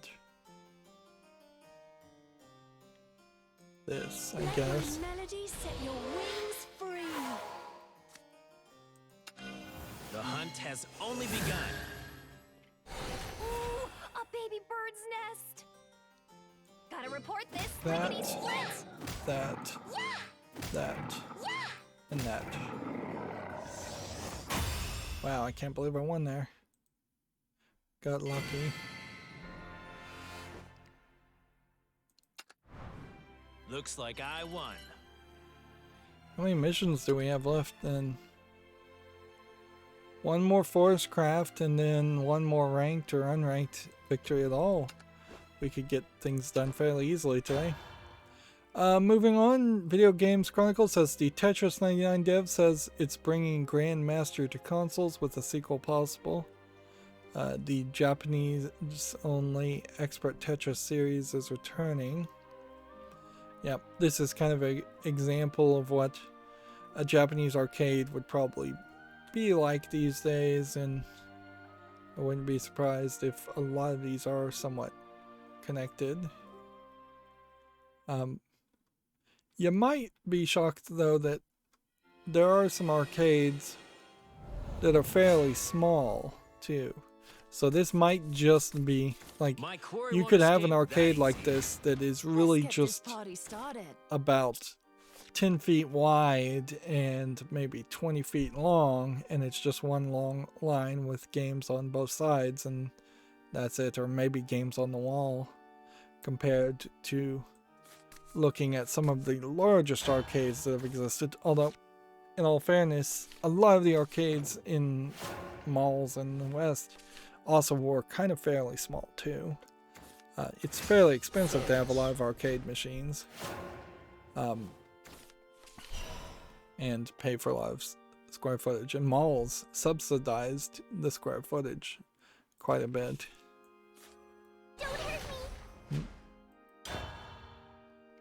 Moving on, Video Games Chronicle says a new Pokemon Brilliant Diamond and Shiny Pearl videos show key characters.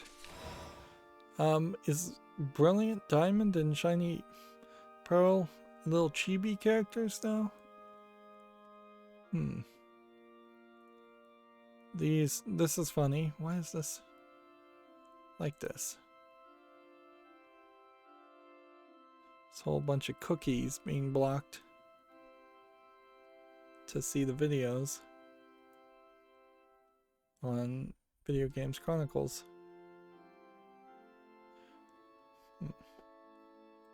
What happened there? It's like people are retweeting tweets, and apparently I blocked retweeting tweets for some reason, or the ad blocker just automatically blocked retweeting tweets. Of course, when you look at Video Games Chronicle in its original form factor, it is quite the mess. So I think I'll just leave that where it is.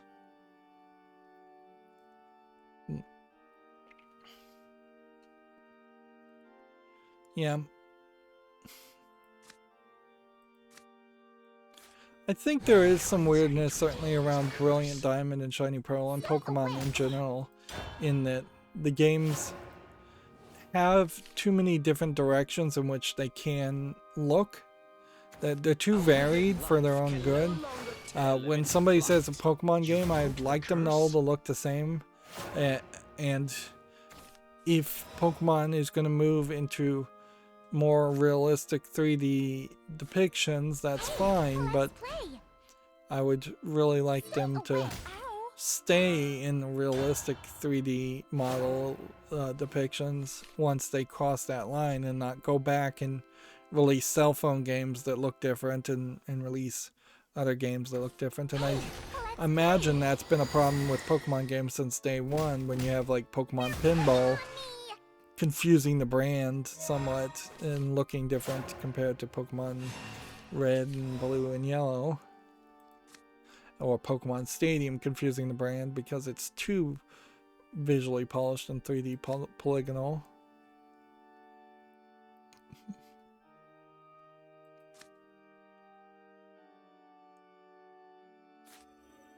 A withered life can no longer tell of its plight. Just play this, I guess. Battlefield 2042 PC video shows off deep learning CPU sampling and ray tracing, if you're interested in that, according to Video Games Chronicles.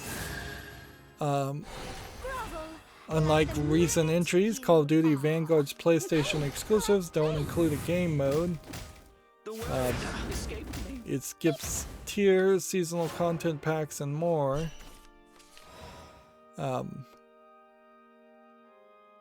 Which that's confusing as to what it actually does include, but I also don't care about Call of Duty Vanguard, so I'll have to just point people to reading the article if you care. More and more that is becoming just the standard response for a lot of this news. Like I don't want to just report on things that I care about, but I suppose lost some objectivity in favor of just efficiency as far as covering video game news at this point. So when we have a lot of news announcements like Modern Warfare 2 has big plans for Warzone and more, yeah, I just can't be bothered to really read the article or even skim the article. So yeah, once again, check that out. A lot of news specifically around these kinds of shooters, so it seems like to me they are all happening at the same time to eat the announcements and confuse the announcements. Let him go! Take it easy, okay? Why is this so hard? Let's see. Video Games Chronicle says Happy Home Paradise will be Animal Crossing New Horizons only paid DLC, which I guess is fine. It's good to be told. Maybe you should have said that before the DLC was announced or as the DLC was originally announced, but yeah. Like, it's kind of hard to say, oh no, I want more DLC in any game. Call of Duty Vanguard gets a PC trailer, specs, file size, and preload details.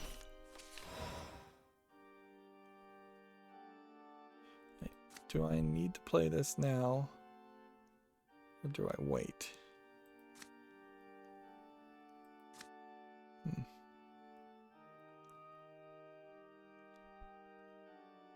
See, I think if we play this first, Well met, and farewell. and then play this, Hey, let's play. and then play this. Let my melody set your wings free. Then evolve this. Let you get away. Say goodbye. Your time is up. Who's next?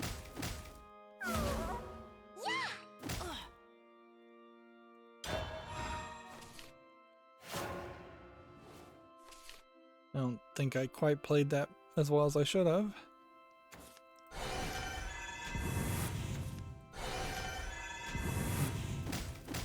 Here we have a game on Steam called Underwater Rescue, which looks like nothing of interest. $1.19 English Russian. Here we have a game called Dynamic Dungeons Editor, which looks like it's probably an assistant software. Actually want to leave this on the follow list just to see if people like it. $29.99 English only. Not really a game though, you're just making dungeons for something like Hero Quest or for something like Dungeons and Dragons, but honestly even in Dungeons and Dragons case I don't think you actually play games like that. I don't think you play Hero Quest games like that. 4 damage. I think we've got to play this. Stop it. And then Don't hurt me. This is the end. Bad people are Yep. evil. we've lost.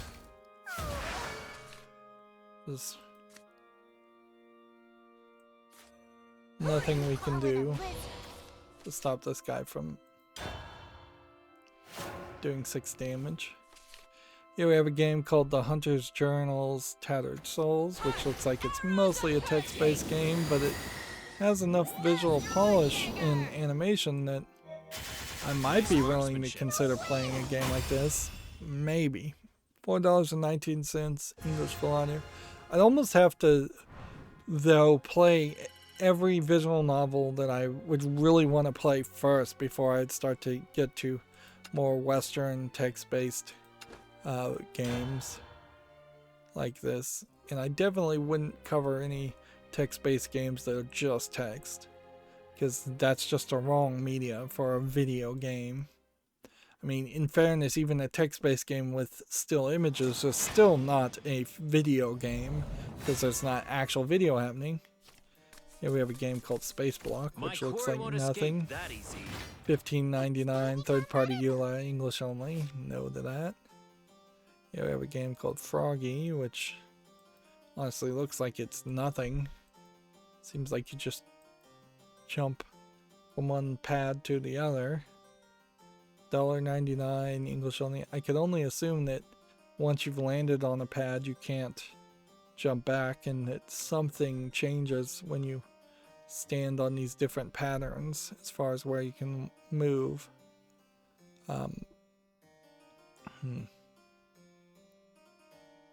Yeah, it almost makes sense that you would have to move the pieces around so that they would point in the direction you could move and drag and drop things. But even at that, it's not enough for a game. Let's see this and this. Next, we have a game on Steam called Elta 7, which just looks like a shoot 'em up of no real interest. $6.99 English and Chinese. Here we have one called Heaven's Hospital and a bunch of Asian characters. Looks like it's just a horror game. A Five Nights at Freddy's type game, I guess, with a CG anime nurse type character. $6.79, whole bunch of languages. That'll be a no. Here we have something called Base Wars, which looks like nothing. $9.99, English full on you. You know, I have thought about it as far as if there was ever a game developer that watched like my content and saw me just immediately dismiss one of their games, is there anything that they could or should say that would convince me to reconsider? I mean, I suppose if somebody wrote a nice letter, it might convince me to reconsider it, but my rules are fairly flippant as far as dismissing things visually. If I say something looks like garbage, I mean, I'm not going to really change my opinion on that unless they've completely redone their storefront and all of a sudden the game does have better screenshots. We will now try to get some ranked victories just for the fun of it.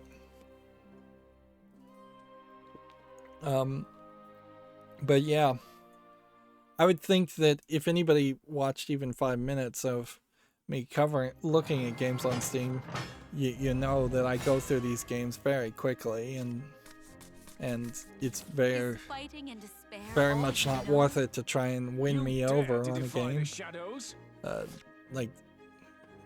So it's probably not worth my effort to even go back and reconsider something.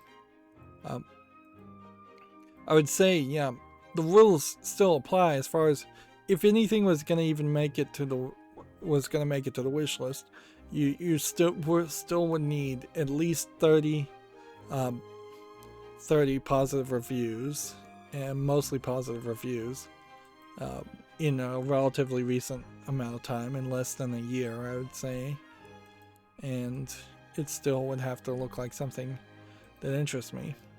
I kind of like this black and orange art style, but it's just far too dark for its own good.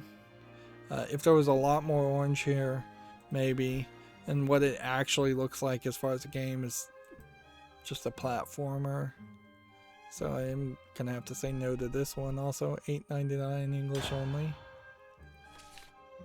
Here we have Somniphobia, which looks like it is a very weird looking game, and because it's so weird, it's hard for me to immediately say yes or no to this one. There might be something to this. $4.89 English only. Yeah, there is something certainly to be said to being unique. Like, if your game looks like something I've seen a million times before, I can easily dismiss it. But if your game looks like just the drawings of an insane person that has never ever been seen in reality before, well, that's new, that's unique. It may not be good, but I can't compare it to anything. Here we have a game on Steam called The Mole Man, which looks like it's a roguelike platformer. Yeah. Yeah, nothing there. $9.59 English and French. Thought maybe it was going to be more like a Lemmings game or the Vikings game series, which is a pretty old series. Here we have a game called Maze Mayhem, which obviously looks like garbage. Game Maker Studio. It's funny there isn't a Game Maker Studio tag. A precious life deserves a precious death.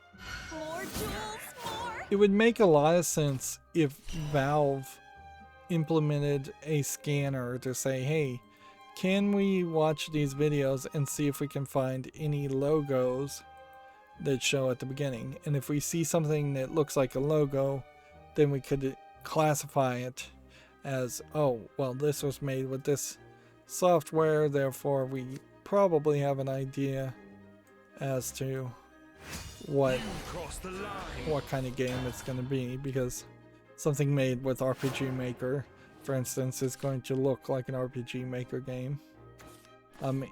In all honesty, they could probably take all the screenshots and all the videos and run some similarity comparisons and get better data.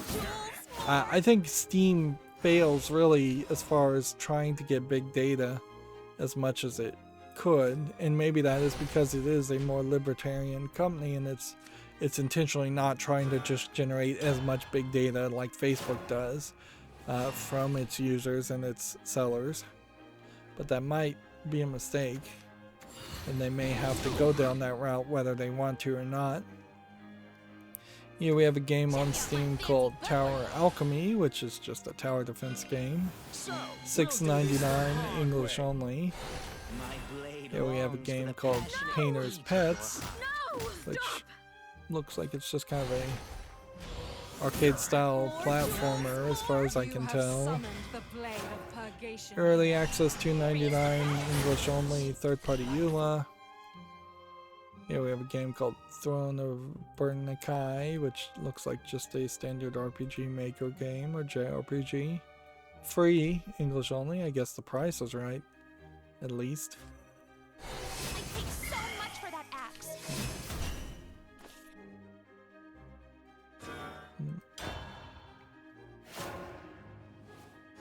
Here we have a game called Greed is Bad, which seems to be a platformer around a spinning cylinder,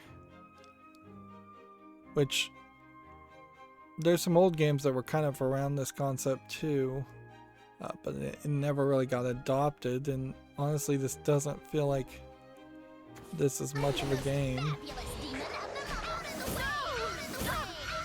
Yeah. Just don't think there's enough there to interest me. $1.99 English and Russian. Let's see.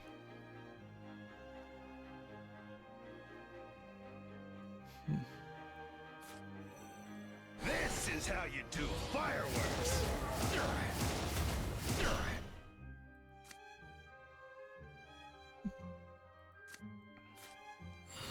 I can't believe you slapped me!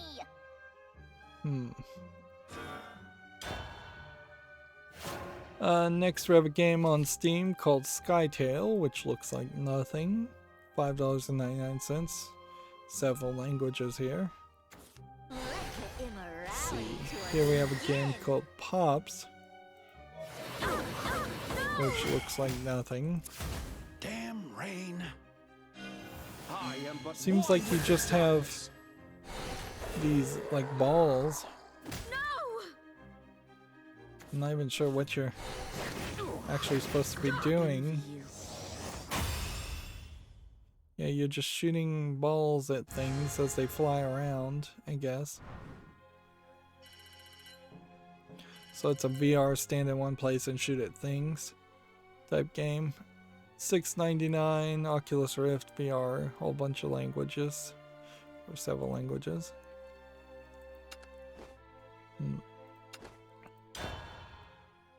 Here we have a game called Fast Finger Rule, which looks like it's just a cell phone game being ported. Looks kind of like a shoot 'em up, so I don't even know why a shoot 'em up would need fast fingers. English only, free to play. Does it have in-app purchases? No. So I have no idea how they'd even make any money from it. You're looking for a fight. Here we have Poly Memory Furries 2, which looks like it's just a match game with furry characters. Nothing of interest there. Let's see. $1.19. Allegedly full audio in every language that Steam has. So that's going to be a big no. Here we have a game called Refactory, which looks like a StarCraft clone. Doesn't look particularly terrible as a StarCraft clone. Early access $18.99, English and Russian. I'll leave that on the fall list. Here we have a game called Astral Masters, which looks like it's a kind of card game, but it's not visually polished in the direction that I would expect from a card game. It feels almost like this would be a 90s card game or a RPG trying to have a card game mechanic. There's just a lot of going on here that I don't really like the look of. $4.99, English, Russian. Let's see.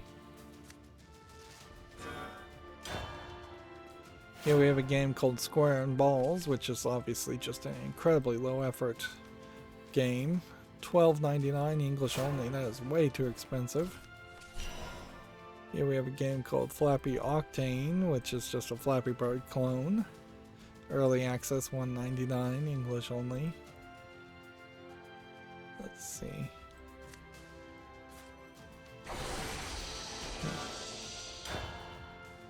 Let's see.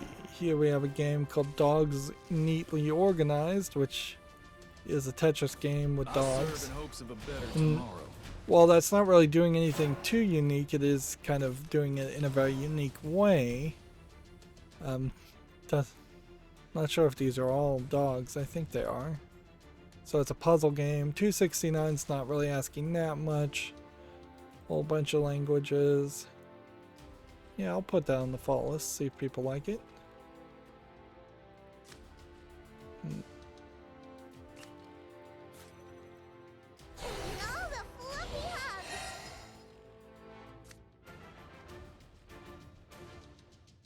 This will evolve next turn. Or at the end of this turn. Here we have a game on Steam called Doofense, D-O-F-E-N-S-E. Which looks like nothing. $9.74, English only. I'll say no to that. Here we have a game called Soul Climber, which looks like nothing. $3.19, English, Portuguese, Brazil. Just a parkour platforming game. Okay.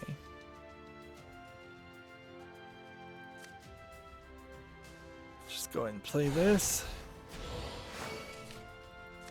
And then I think go ahead and play this. You crossed the line. And just go ahead and play that.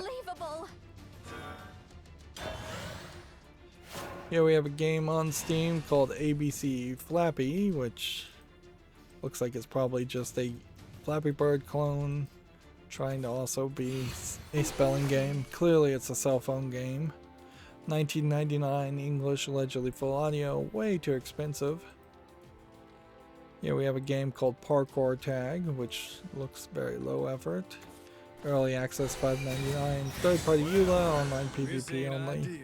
English, allegedly full audio. Here we have a game Soma Union, which looks like it's just a RPG game. I won't even say RPG maker. Looks kind of like a Pokemon clone without really any real competition or comparison to Pokemon. Free, I guess the price is right. English only. What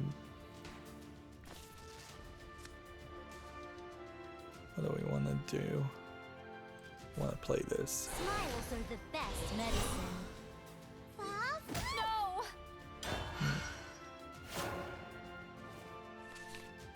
Here we have a game called Shadows of Forbidden Gods, which looks too text-based for my taste.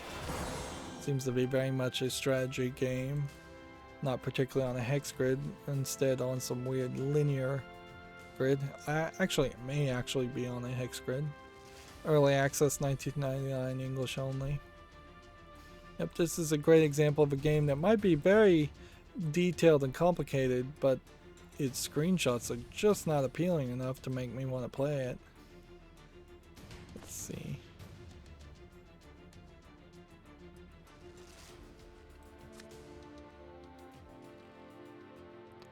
Just waiting, so we might as well just draw more cards.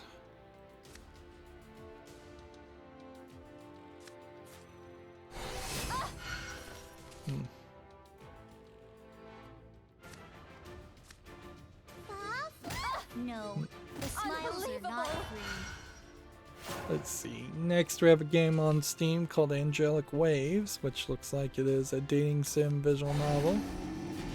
Kind of more Western in its animation style. Looks kind of polished. Yeah, looks good enough to deserve a follow. $9.34 English only. It doesn't have full voice acting, unfortunately, but you can't really expect that from visual novels. Alright, is there anything I can do here? This is how you do fireworks. Unbelievable!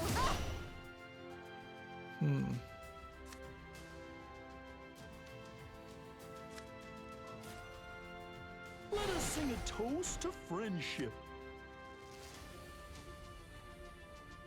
Are these all immune from spells? I think they are. You were done for. Kaboom! No handiwork needed.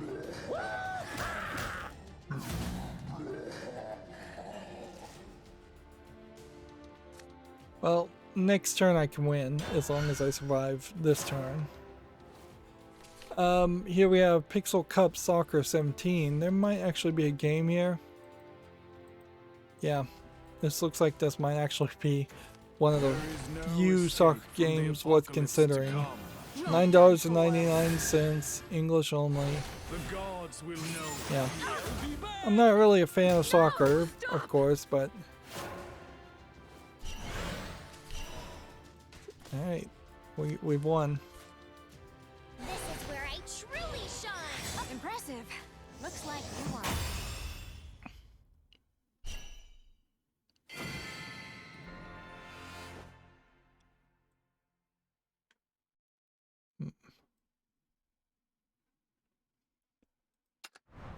Let's I see. pray At that this you will be point, freed from even though we're suffering. only 2 hours and 19 minutes into the stream, we are done with the missions. Seems like maybe we've gotten a little bit better at winning. Of course, we're not done with the news. Gamatsu says an open world RPG, Honor of Kings World, has been announced. Which, this definitely feels like this is more of a Chinese open world. Monster Hunter World Is type fighting and game. despair all you know? Get out of my It definitely does look more visually polished though than a lot of the other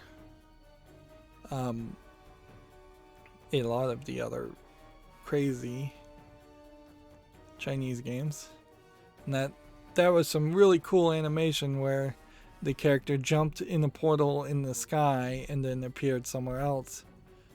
That concept should be used a lot in games, and now they're being attacked by a giant, even bigger monster and dragon.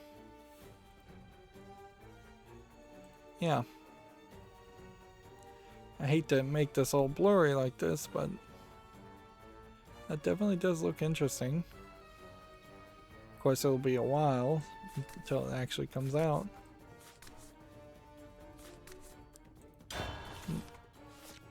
Let's see. A smartphone game called Idola Phantasy Star Saga is going to end its service on January 12th in 2022 in Japan. This probably was not a Phantasy Star spin-off game that ever even came to the West. Let's see. We already talked about Sega and Microsoft announcing a strategic alliance. Dragon Quest Kisai Kisai launches, or is it Kishi Kishi? Probably is Kishi Kishi. Yeah, that's how you pronounce that. Launches December 1 in Japan. There was a whole bunch of Dragon Quest games that were announced a couple of years ago, and this has to be, I would assume, one of those as a smartphone game that looks like it's just a match 3 game. Yep.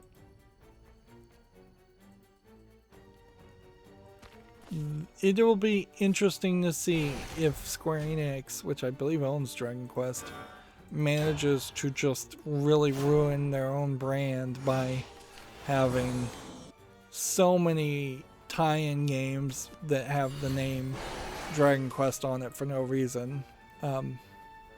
Maybe in Japan that's a little bit more tolerated than it is in the West. At your service. But it seems like you're basically ruining your brand doing that.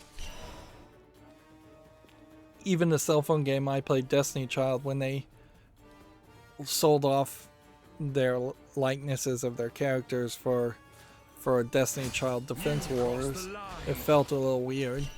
Which, by the way, I've pretty much stopped playing Defense Wars, and it's a boring game that's not going anywhere. It's definitely not going to add any new content of any interest compared to how much new content is added to the real Destiny Child game. Hey, let's play. Komatsu has the weekly Japanese game releases. Danganronpa Decadence for Switch. Call of Duty Vanguard. Just Dance 2022 for Switch. Model Debut for Switch. Mr. Driller Drill Land for PS4. And Oshiri Tentai Pupi Mirai no Matante Tojo for Switch. I have no idea what that game is. Then a whole bunch of digital only games, of which you can check out. I don't think there's really a lot of reason to mention them out loud. Although at a certain point in just the interest of fairness,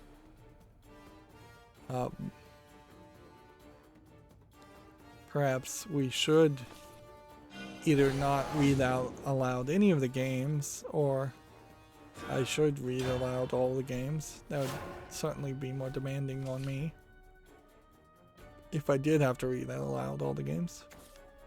Let's see, the Young Maiden Otome visual novel Kairu Bakatake de Tsukamate Natsu Shigeru Shigiwa Sansen is coming to Switch. No! This is obviously a Young Maiden visual novel set kind of in the past. No dirty tricks. Let's see. Soul Cresta Hideki Kamiya's Very Sorry stream is set for November 2nd. What is Kamiya so sorry about? This is interesting. It definitely catches my attention, certainly, as to, is he going to announce the end of Soul Cresta, or the development of Soul Cresta, or a delay, or is this all a tease and a trick? It very possibly is a tease and trick, but I kind of wouldn't be surprised if it is just an announcement for a delay. Let's see. Gematsu has Mr. Driller Drill Land for PS5, Xbox Series, PS4, Xbox One, launching November 4th in the West. Which, yeah. I'm not sure if there's really a game there I would want to play. As Mr. Driller is slightly different than Tetris, even though it looks a lot like Tetris.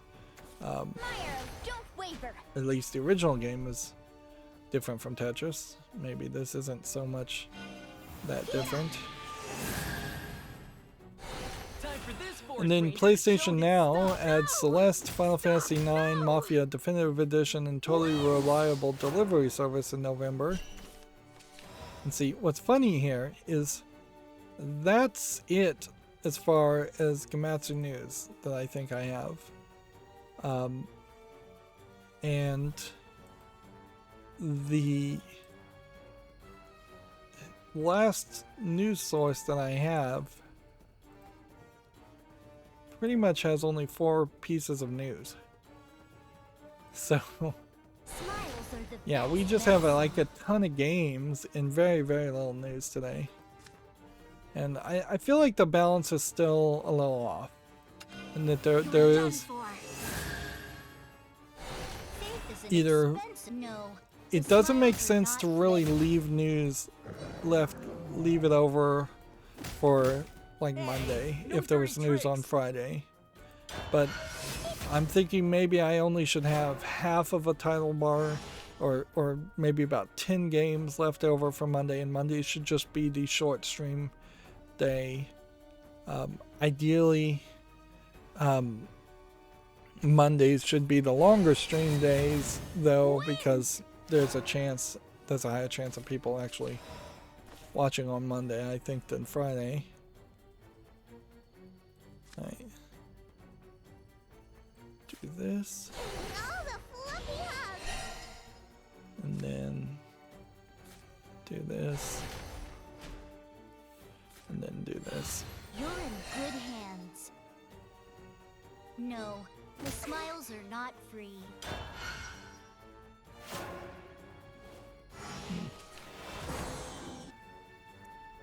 Let's see, we have a game on Steam here called Model Railway Easily 2, which looks interesting enough to deserve a follow. $19.99 English only. Here we have a game called The Radio Station, which looks like it's a Chinese asset flip horror things, but it's rated positively, so I can't dismiss it. Apparently it's also Japanese, $4.49. Japanese full audio, English, Chinese, and Vietnamese subtitles. Yeah, I guess there is enough there in looking at this trailer to potentially establish something worth looking at. Although at a certain point I question whether I'm going to have to just stop referring or relying on mob rule and reviews of horror video games in particular, because they're just so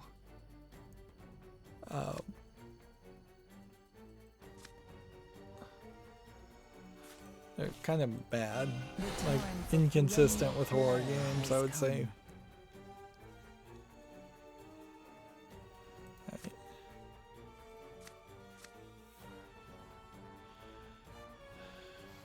No, the smiles are not free. It's just in this turn.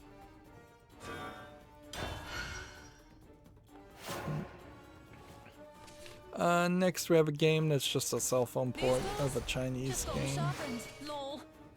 Yeah. $4.89 Chinese only. We'd already talked about this, and this, and this, and this, and that, and that, and that. So then we were here. We have a game called Project Runner, which may be a game, but probably not. It's too simplistic of a heads-up display. There's not really any enemies or foliage being shown. Or you see a little bit of foliage, but not quite enough to interest me. Yeah. And when you have a game called Project Runner, it does feel like you are just going to straight up run throughout the entire game. Yeah, even if this was like tied to a treadmill and you had to actually physically run and it was some kind of exercise tie-in game, just running from point A to point B is not something I'd be interested in. This feels very asset flippy and low effort. $8.79 English only. Let's go ahead and try again.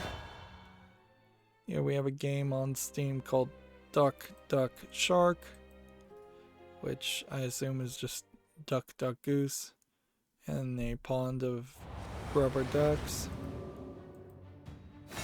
It's 84 cents. It says it has online PvP. Requires a Twitch account for some reason. This one's for my English, family. allegedly full audio. I don't think there's anything really there. Here we have "If You're a Ghost, Call Me Here," written in all kinds of gibberish ways of spelling things. The art style looks kind of interesting as maybe a Chinese original novel, though. $6.29 English, Japanese, Chinese. Might be a Japanese visual novel. Yeah, this is another example of a game that is different and weird. Therefore, if it is different and weird, I would like to learn some more about it before dismissing it. Here we have a game called Midnight Ohota, which just looks like a kind of ugly jet fighter flying game. $4.24 English and Russian. We can say no to that. Here we have a game called The Lands of Elden, which looks like nothing. Free MMO with a third-party account and in-app purchases. I'll say no to that easily. And is Steam down for everybody, or was it down when I clicked on that one link? This is interesting here because this error in particular is from those like Saliens that they animated for a previous sale a long time ago. It's kind of weird to bring them back.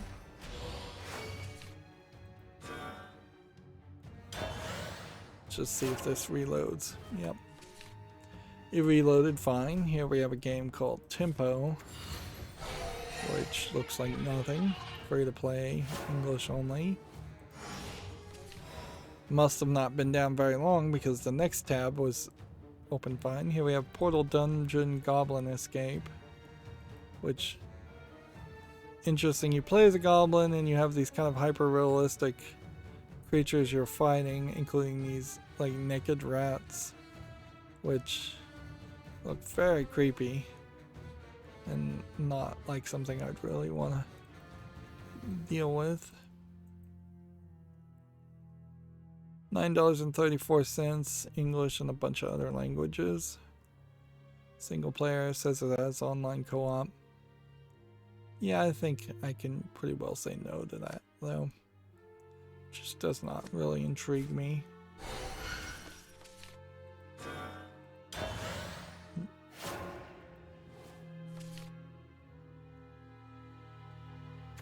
What'll drop first? My bolts or your tears? Let's see, next we have a game called The Phenomenon of Edgar Allan Poe 1/2, which, yeah, interesting artwork, but honestly I think this is pretty much just a low effort retelling of an Edgar Allan Poe story.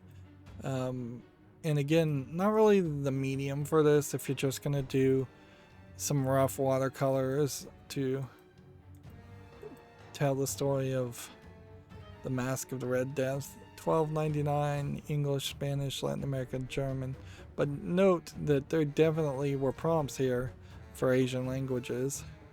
So they are just re-releasing a low-effort Chinese game. Your shining faith will carry. This is my last job.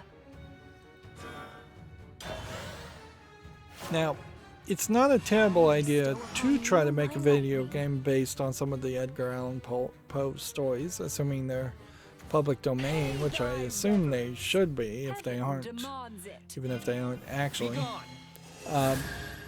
That being said, you really need to do something like American McGee and take the Alice in Wonderland concept and then make your own experience with it.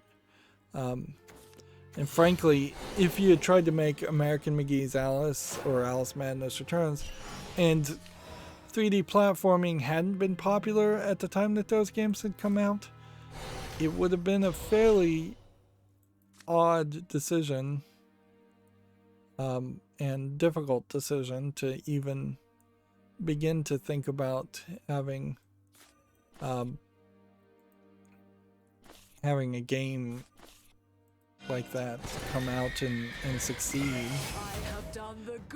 I don't think you can make a Edgar Allan Poe game that's a first-person shooter or an XCOM strategy game, or honestly it really should just be a point-and-click adventure, because those types of games are best at telling stories. An Edgar Allan Poe game based on platforming doesn't even really make sense. You could maybe make a card game based on things like that, but it'd be a fairly short card game. You could definitely make a visual novel based on that. That would make sense.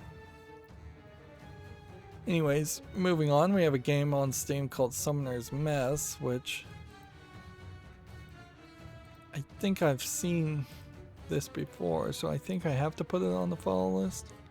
It doesn't immediately jump out as interesting, but there's something I vaguely recall about it that maybe gives it a chance. It's English and Spanish, $2.69. I bestow upon you my lightning.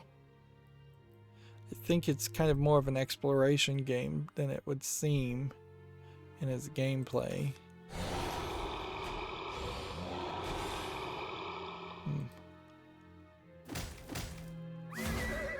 And this is one of those games that was open when I was blocking the videos. No, actually looking at this now and watching the videos, I don't think there's anything there worth keeping on the follow list. Smiles are the best medicine. Right. You are done for. Faith is an expensive business. No, the smiles are not free. Let's see. Next, we have a game on Steam called Wizard of Walls, which seems to have some very sharp, weird camera angles for just a top-down maze game. $9.34, English only. I'm going to say no to that. Here we have a game called Haunted Hell House, which, yeah, I don't think there's anything there worth playing. What's funny is a game like this is not too different from like Maniac Mansion, but in all fairness, I wouldn't ever play or think about playing Maniac Mansion if it weren't for the fact that it was historically relevant, whereas a game like this coming out in 2021 will almost certainly never be historically relevant. Here we have a game called The Dark Way, which looks like it has a little bit of visual polish. A single-player action-adventure horror game. Let me see it actually play, so I can be a little bit more picky. A lot of dark screenshot syndrome, a lot of kind of empty environments.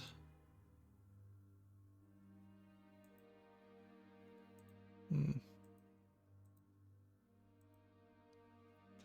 kind of want this to succeed, but I honestly don't think there probably is a game here. $9.99, English only. I'll put it on the follow list, but I'm really bending over backwards to give it a chance. Alright, hit this. I have done the gods' bidding. You crossed the line.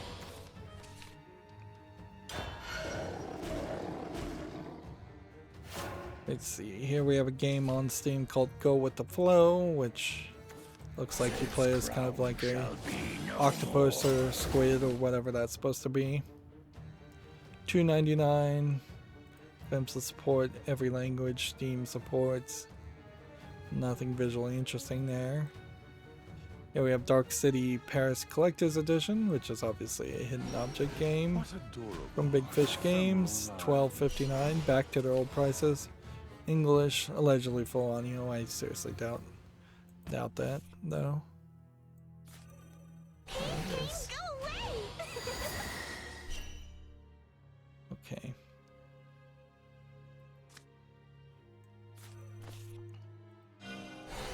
You've proven your worth. +1. Smile!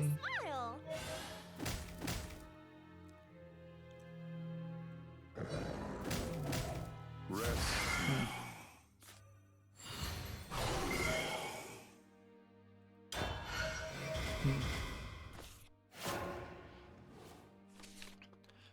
Next we have a game on Steam called Laptop Tycoon, which seems like you make your own laptop. It seems like a really dumb idea. Like, kind of the opposite of PC Building Simulator in the sense that, yeah, you're not going to be able to do too much variety. You're definitely not going to be able to put in a graphics card like this in a laptop. That's just ridiculous. $7.99, whole bunch of languages. Yep. Okay. Finish an enemy follower. Deal 2 damage to an enemy. The greater your sin, the crispier I make you. Play this, I guess.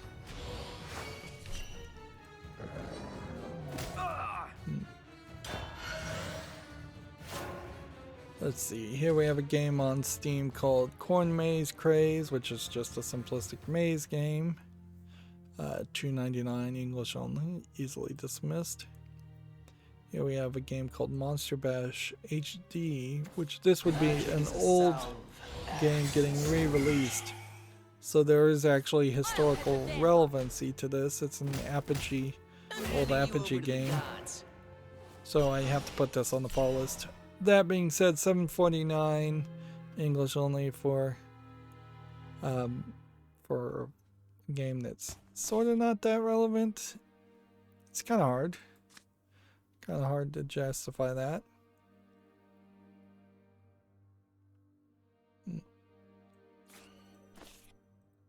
My thunderbolts shall guide you, if they don't kill you first. Let's see.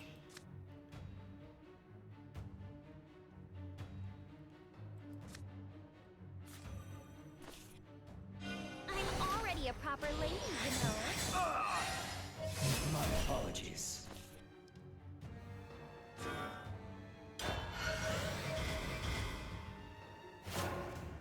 Still trying to just burn through games.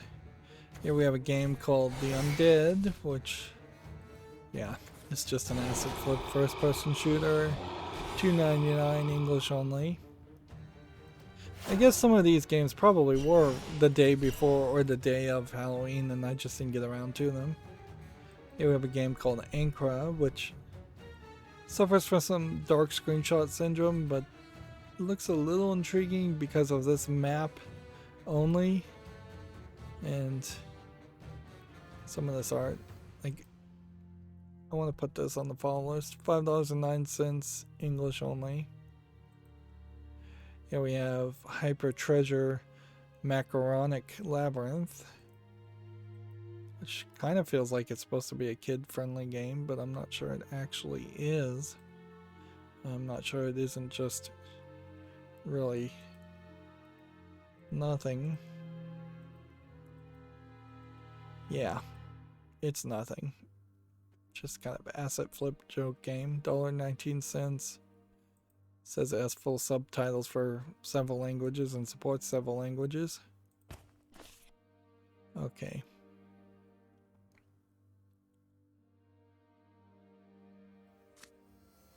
What can we do?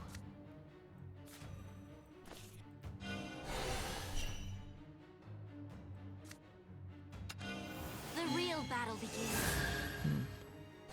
I've got all the magic I... Is that how you treat a lady? Stop! Yeah. I guess that's about as much as we can do.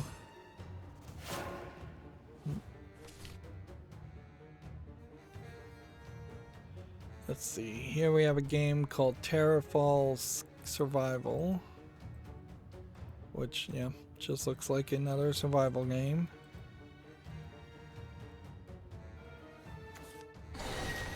What's funny is this looks polished, so I should give it a chance, but honestly, most of these survival games, I just want to kind of dismiss them immediately anyways. It's just not something I would want to play.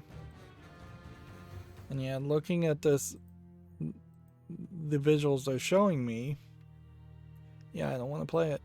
$9.89 English full audio. I'm just going to say no to it. Maybe other people will make a different decision. Here we have a game called Nuclear Assault, which just looks like it's a driving shoot 'em up tank game. 84 cents English only. We can say no to that. Here we have a game called Super Dream Dasher, which looks like nothing. $19.99 English only. That's way too expensive. Here we have Gotchi Bird, which is clearly a joke game. Fluffy Bird. Phone, 99 cents. English allegedly full audio. Every other language it says it supports, including full Russian. So obviously a Russian troll game, if I was to guess. Alright.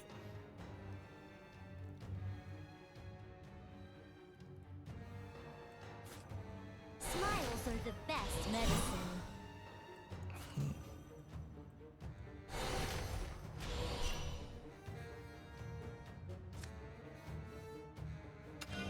Let us conclude. Let's see if we can Faith is an get expensive lucky mill. here. The smiles are not. Feel free to call on me again. It looks like I'm up.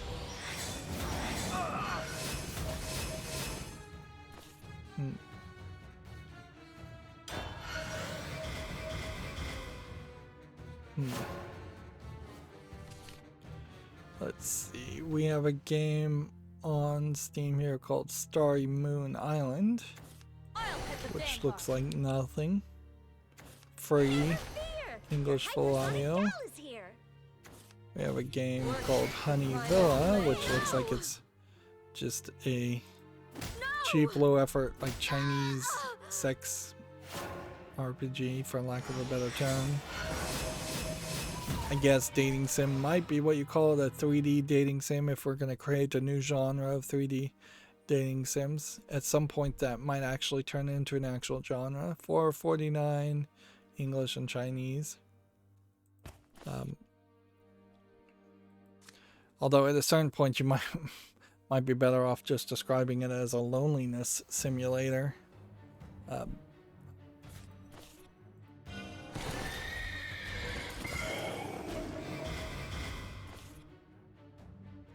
Okay, we're in trouble then.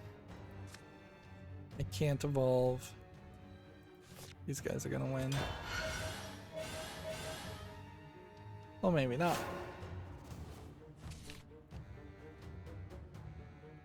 Here we have a game on Steam called Voxel Farm Island, which, yeah, it's voxel based, so that immediately doesn't interest me. Plus, it's a farming sim, which that also doesn't interest me. $7.99 English Chinese. Here we have Conquest of Empires, which, nah, I don't think that's the type of game I'd really want to play. Either. Hypersonic gal is here. Too many characters, too much of a MMO focus. It's online PvP with in-app purchases, free to play. Yeah. Here we have a game called Live or Die, which seems to suffer from dark screenshot syndrome far too much for me to be able to put it on the follow list. $8.99 English full audio, allegedly. Yeah, but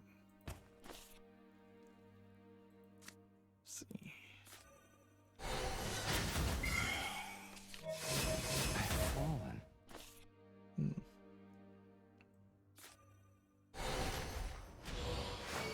I may actually win here. If I can just maintain enough control of the board. Here we have a game on Steam called Flow, which looks pretty badly animated, so I'll have to say no to that. 59 cents English, allegedly full audio. There's no one else I'd rather lose to. Here we have a game called Atomic Cards, which doesn't look amazingly animated, but it does pique my interest slightly. I'm a bit of a sucker for card games, so $6.79 English, Russian, single player only. I'd probably say no to this, but I'd like to see some reviews. Still have a decent amount of games to cover, I think.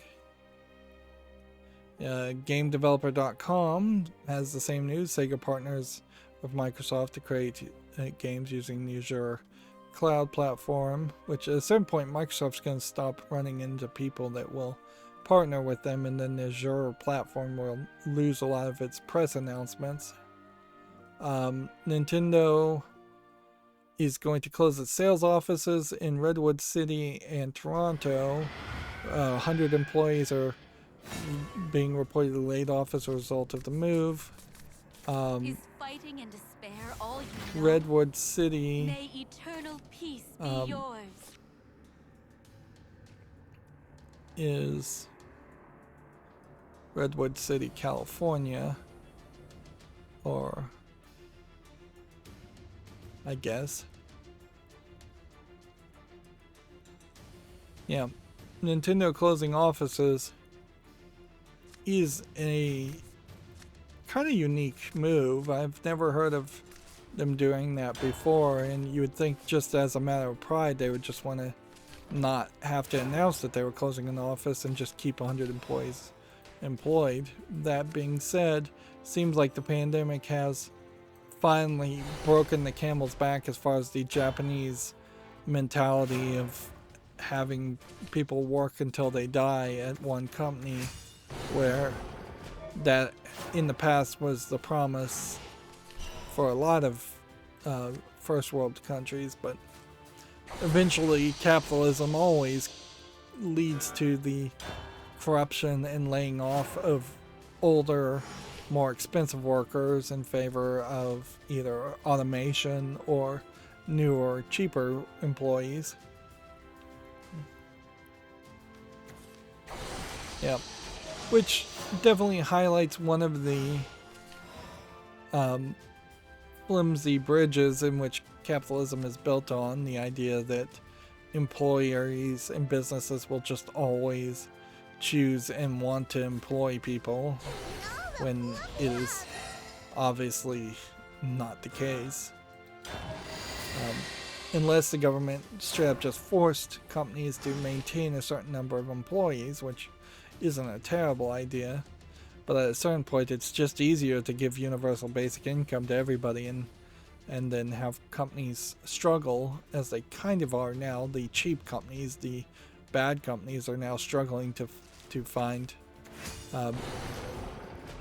people that are willing to work for them.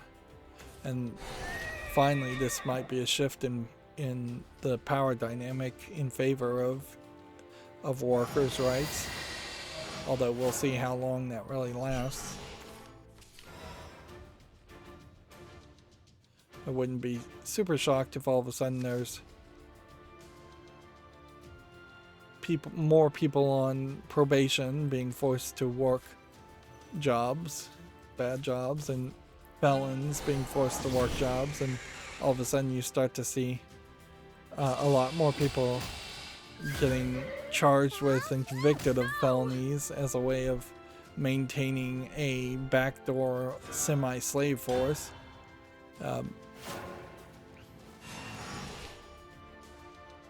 Compared to the real slave force that the prison system has, private prison systems have.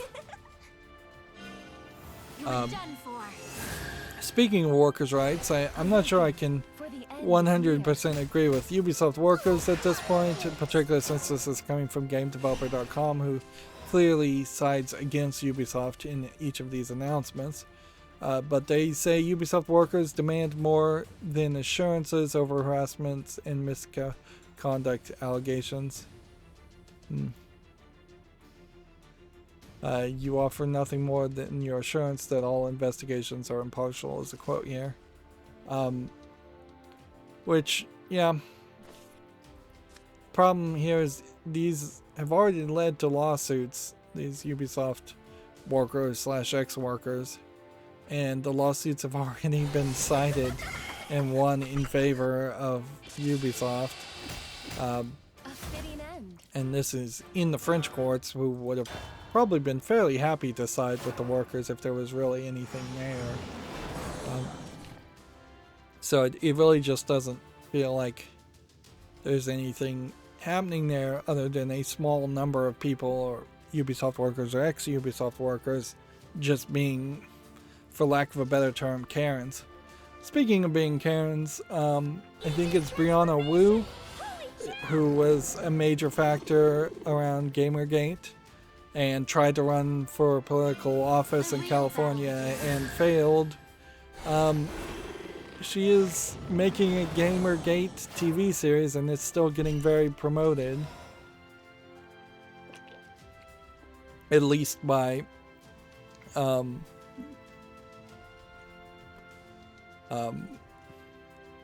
Twit, This Week in Technology.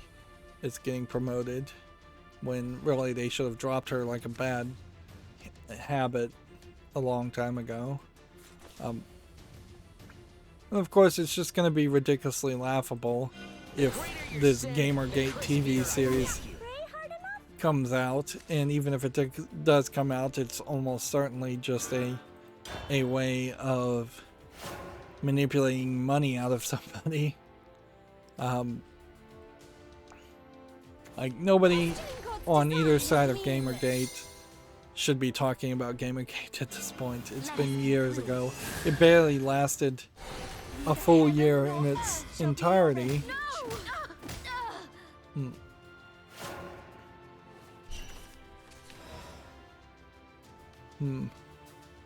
It's just like,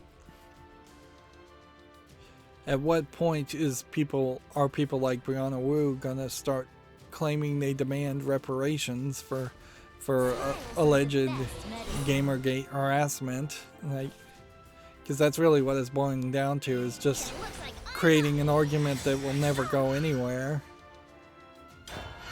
And it's just a non-starter and a dumb thing to talk about. So why am I talking about it? Let's move on. Game developer also has Fortnite not launching in China despite years of testing. Surprise, surprise. Don't get in bed with China. Like, Fortnite probably holds some of the blame there, but yeah, I would not be surprised one bit if they strung along Epic, making them think that they actually might get approved for years just to make them waste resources. Like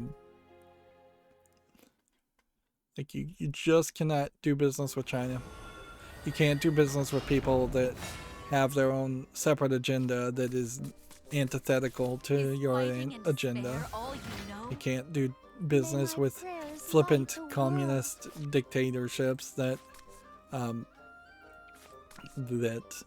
will swing wildly in its laws and rules and regulations. Particularly China, that's very anti-video game.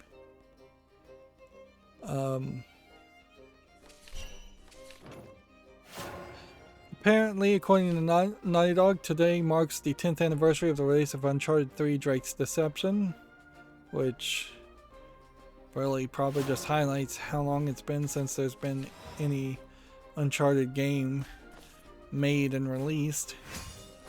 Which, yeah, in time for the movie, they probably should they probably should choose to re-release, remake a lot of the Uncharted games. Just start over, reboot it. A perilous threat looms over all the skies. That would be the logical move.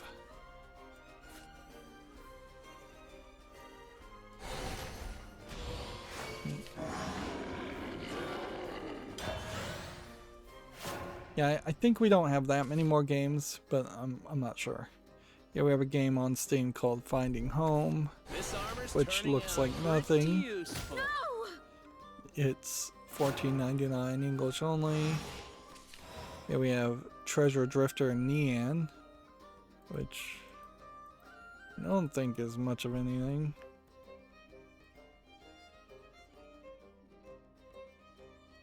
I kind of need to see this play, though.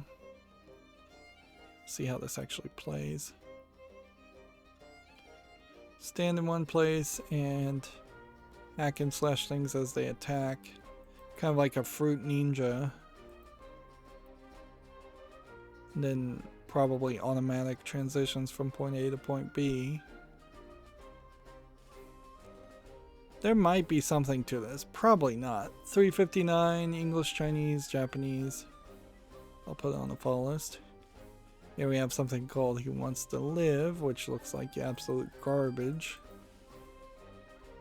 $4.99 English only.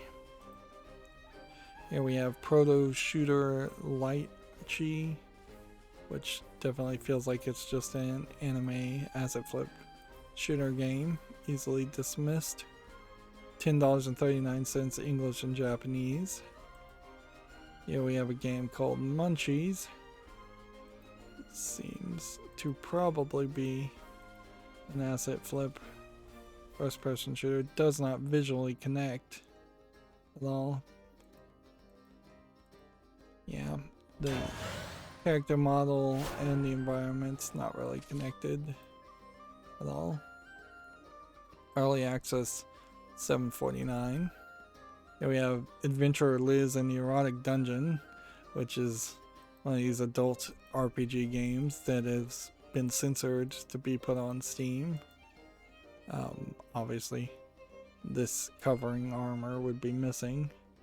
Let's see, does it come with the uncensored patch as DLC? No, so you may have to look if you were really looking for it. English, Japanese, Chinese, selling for $7.99. I couldn't ever really recommend playing any of these, although I kind of like the zoomed in conversation with monsters as an idea. The actual game, though, is, yeah, totally not worth anybody's time.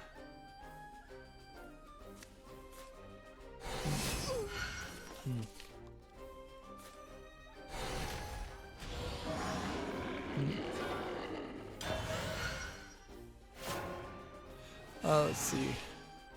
We have PJ Masks Heroes of the Night, which I think this is based off of a cartoon show, but I'm not familiar with it, and frankly, licensed games tend to be pretty bad. So, this clearly I'd have to just put on the fall list and see if there's actually good reception here. It would be very weird for me to potentially play it, but I'd be willing to do it if it helps kids with consumer advice who need it more than anybody. $39.99. Whole bunch of languages, claiming full language in everything other than Chinese and Spanish Latin America. And yeah, a developer I've never heard of, a publisher I've never heard of. Purge the darkness. If it means Let's achieving see, peace, here we have a Chinese game that's No! one of these Chinese top-down games. Probably doesn't support English. $19.99, Chinese only. Doesn't look terrible, but again, doesn't support English. Here we have something that's in German. Looks like a game show conversion. It's probably something close to like Who Wants to Be a Millionaire, I would guess. English, again, not supported. $34.99, German only. You don't get a lot of German only games.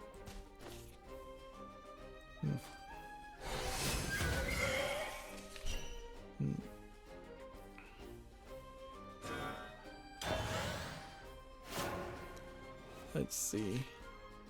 Next, we have a game on Steam called Castle Mascot, which, yeah, does not look like anything. It's just a desktop toy. God's design is meaningless. $1.79, English and Chinese. No to that. For succor.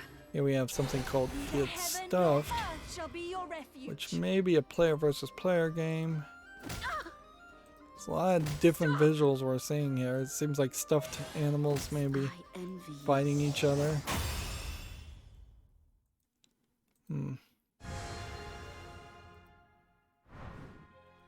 Honestly, this probably is an Among Us clone from the looks of it.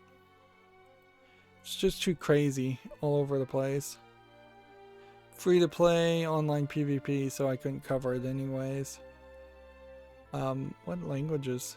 English, allegedly full audio. Here we have Call of Senpai Waifu Warfare, which visually looks more polished than most of these asset flip games, but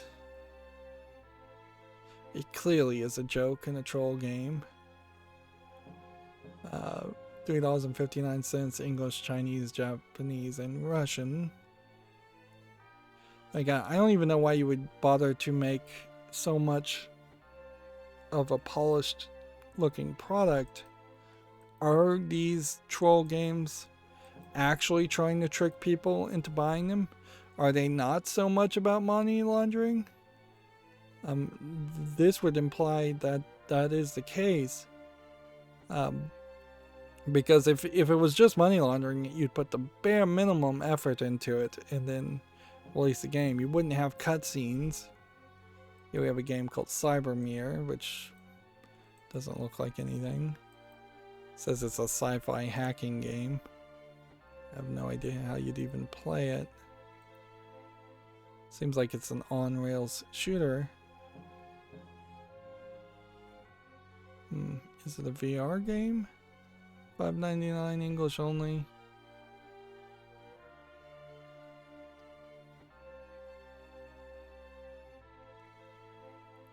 Yeah.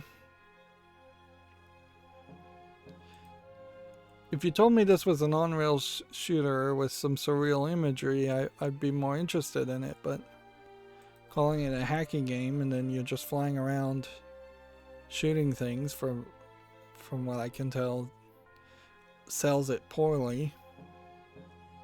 Here we have a game called R Hero 2, so I wonder if there was an R Hero 1, but I guess I don't care because the graphics here look awful. $3.59, English and Italian. Don't get that combination too often. Here we have a game called Eco Park, which looks like nothing of interest. 99 cents, English only. Here we have a game called Indicted, which which looks like a horror game, maybe with enough polish to deserve a follow.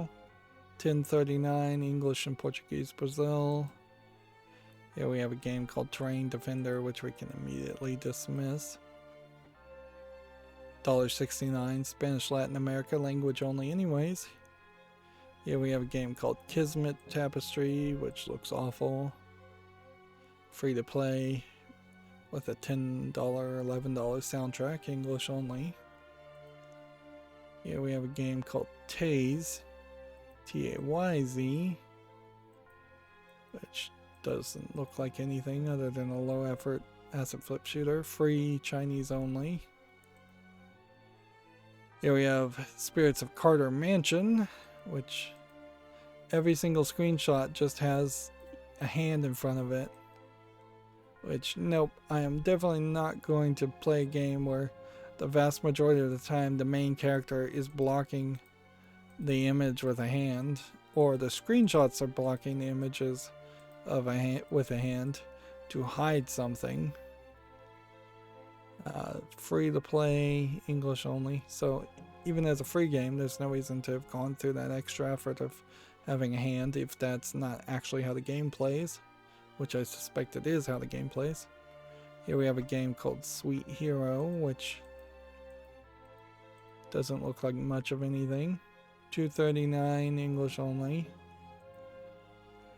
Here we have a game called Crab Game, which is a Squid Games clone, just asset flipped as fast as possible.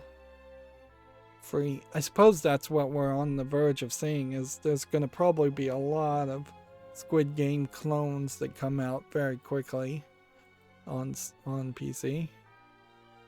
Here we have a game called The Flea Evolution Bugaboo. Is there something here that interests me? I don't think so.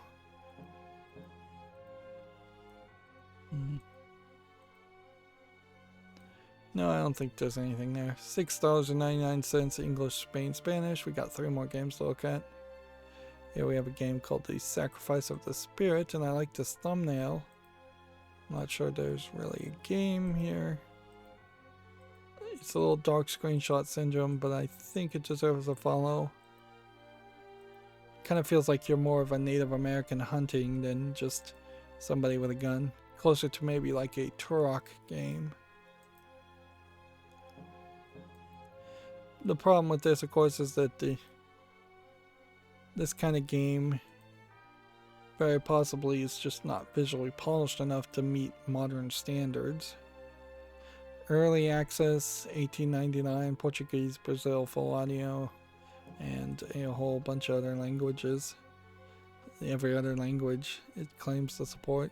At a certain point, this level of seemingly dishonesty should just be considered a no-go zone, but it's kind of hard to tell either, because it's possible they did very roughly translate everything, or there's just no text in the game at all, so on some way you could justify saying you support Korean because you don't have anything that's written in any language anyways, although that's not really what that should mean. Here we have a game called Undead Menace. Now I'd have to just assume reviews would probably address that if we got enough reviews for games, but we don't get that many reviews for games on Steam. Not enough that somebody's going to go through there and check every language they claim to support. If Valve's not doing it, nobody else is going to do it. This Undead Menace just looks like a generic platformer. $2.39, English only. And then we have another generic platformer called Happy Summer Quest. Which, yeah, nothing there of interest either. $2.39, English only. So then that is going to leave me in a pretty good position as far as just going through my Twitter feeds to see if there's any new news, and then we can wrap up for today. This Monday, very possibly not a lot has been said or will be said.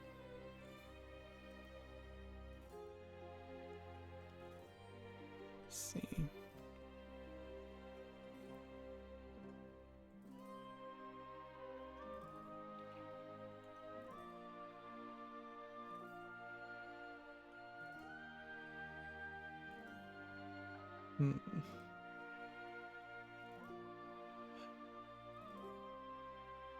Scrolling down through my Twitter feed, sorry I went quiet there. Just there really isn't any new news at all.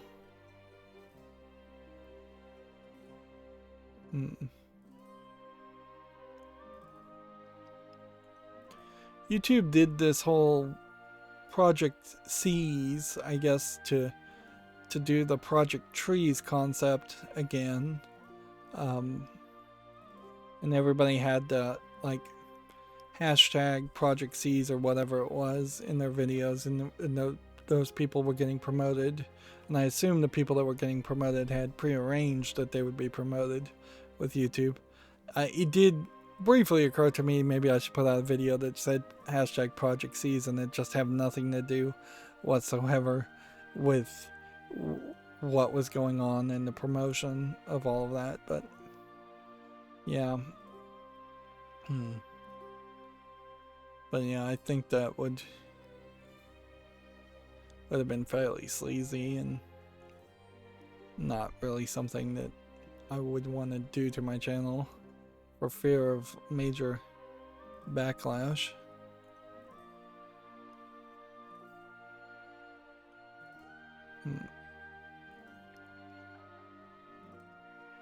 And I'm just scrolling down my Twitter feed.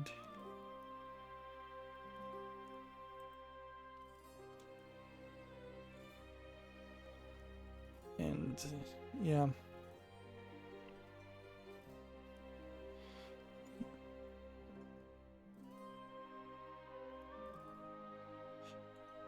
Yeah, I'm scrolling down more than I probably need to, honestly.